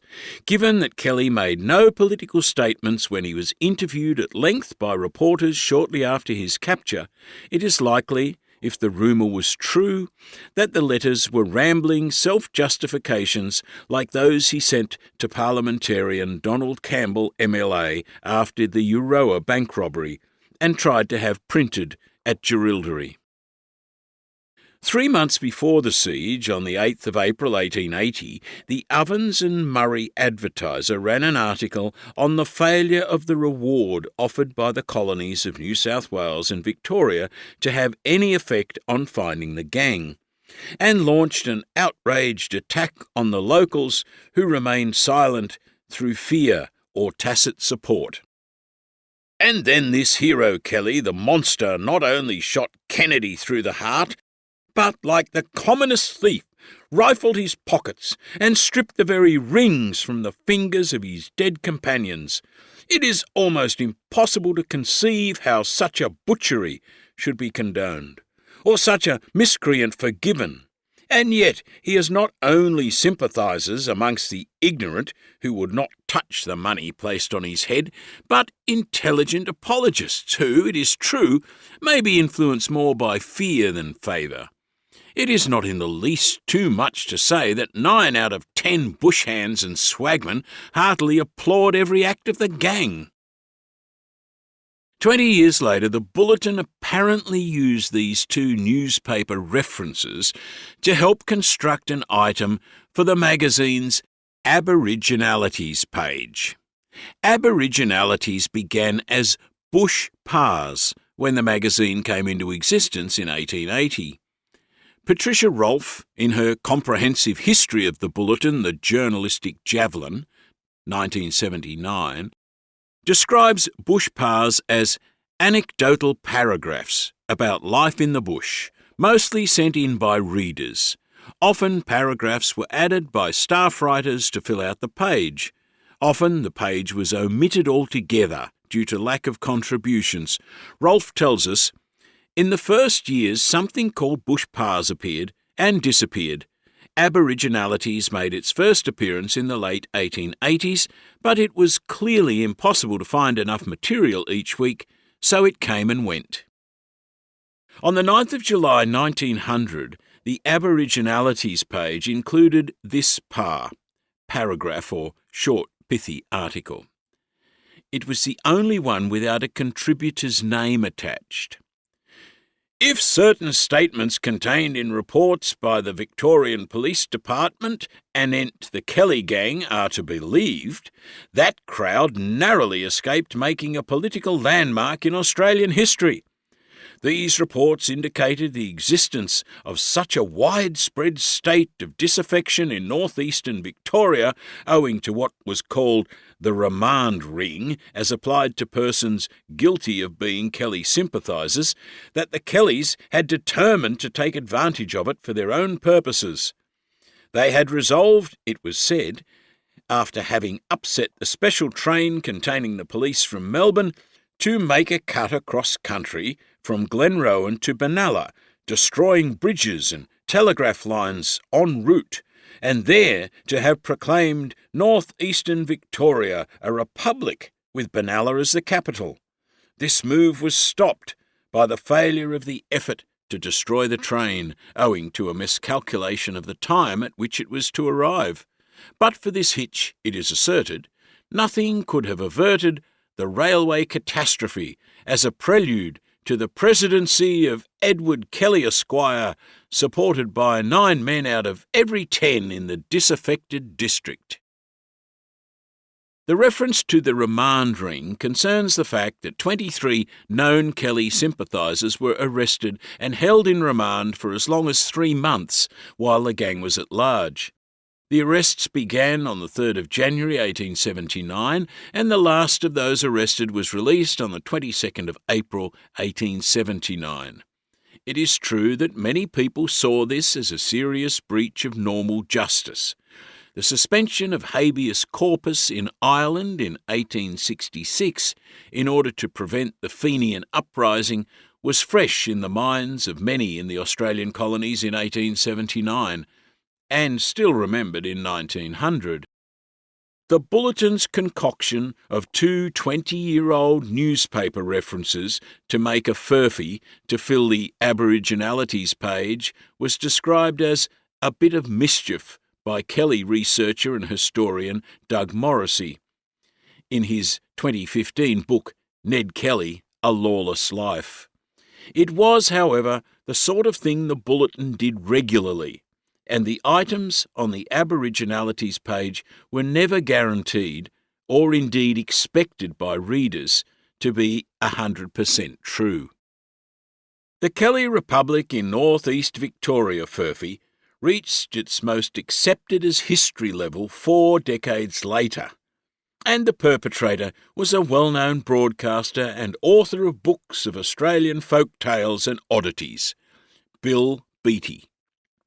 Beattie was born in Paddington in 1902 to Irish-born Catholic parents and attended Christian Brothers School in Waverley. He was an excellent pianist and worked as a piano teacher and clerk before joining the Catholic radio station 2SM in 1936 as a pianist and host of a light-hearted Australiana program called Cuckoo Court. He joined the Australian Broadcasting Commission in 1941 and wrote and hosted almost 500 weekly programs of historical curiosities and amazing facts called Austral Oddities. His popular historical anecdotes appeared as an illustrated weekly column called Believe Bill Beattie in the Wireless Weekly from 1939 to 41 and the ABC Weekly from 1941 to 43. The first of his many published collections of folk tales and anecdotes gleaned from old magazines and newspaper articles, This Australia, Strange and Amazing Facts, appeared in 1941. It contained this story, which he repeated in various forms in subsequent collections. Did you know that had not a certain train been running late in one period of our history, we might have had an Australian Republic with Ned Kelly as the president? After the Kelly gang had been broken up, certain papers and documents were found which indicated that Ned went close to altering the whole political history of Victoria. It is stated that if Ned had succeeded in wrecking the police train, he intended proclaiming northeastern Victoria a republic with Benalla, the capital city, and himself as first president. Only the fact that the train was running late put the knocker on the gang's plans and hopes. Had the plan carried, it is certain large numbers would have flocked to the banner of the Kellys, for their sympathisers were legion throughout Australia. Among other publications, the story was repeated in the very popular A Treasury of Australian Folk Tales and Traditions, which was first published by Ure Smith in 1960 and ran to second, third and fourth impressions, i.e. republished, in 1961, 1963 and 1965. The idea was subsequently picked up and inserted into Kelly mythology by biographers as early as Max Brown in Australian Sun, 1948. Then John Maloney, I Am Ned Kelly, 1980, and Ian Jones, Ned Kelly, A Short Life, 2003. By the time the idea had passed from the Bulletin to Beattie to Brown, it had become, in the first hour of his capture, the police took from Kelly's pocket a declaration for the Republic of Northeastern Victoria. It is amazing how this notion, once generated, slips into the history. It becomes part of the Kelly legend, and evidence is then found to corroborate the Furphy, in retrospect, as biographers begin to reassess the events of Kelly's dictated letters, looking for hints of Republican sentiments. In the letter written at Euroa to Member of the Legislative Assembly Donald Cameron, Ned, dictating to Joe Byrne, states, I have no intention of asking mercy for myself or any mortal man, or apologising, but wish to give timely warning that if my people do not get justice, and those innocents released from prison, and the police wear their uniform, I shall be forced to seek revenge of everything of the human race for the future. This demand appears in both the Euroa letter to Cameron and the later Jerilderie letter, and my people has been fancifully misinterpreted as meaning those supporting Ned's fabled political aims. The innocents referred to are not freedom fighters or even Kelly sympathisers. The arresting and remanding in custody of the 23 men regarded as sympathisers had not occurred when this letter was written. Innocence here obviously refers to those arrested in relation to the Fitzpatrick shooting. Ned's mother Ellen, Ned's sister's husband William Skillion, and their neighbour Bricky Williamson, and those receiving horses known to be stolen by Ned and Dan, the Baumgarten brothers. My people simply refers to Ned's family and close friends. This ends CD 6.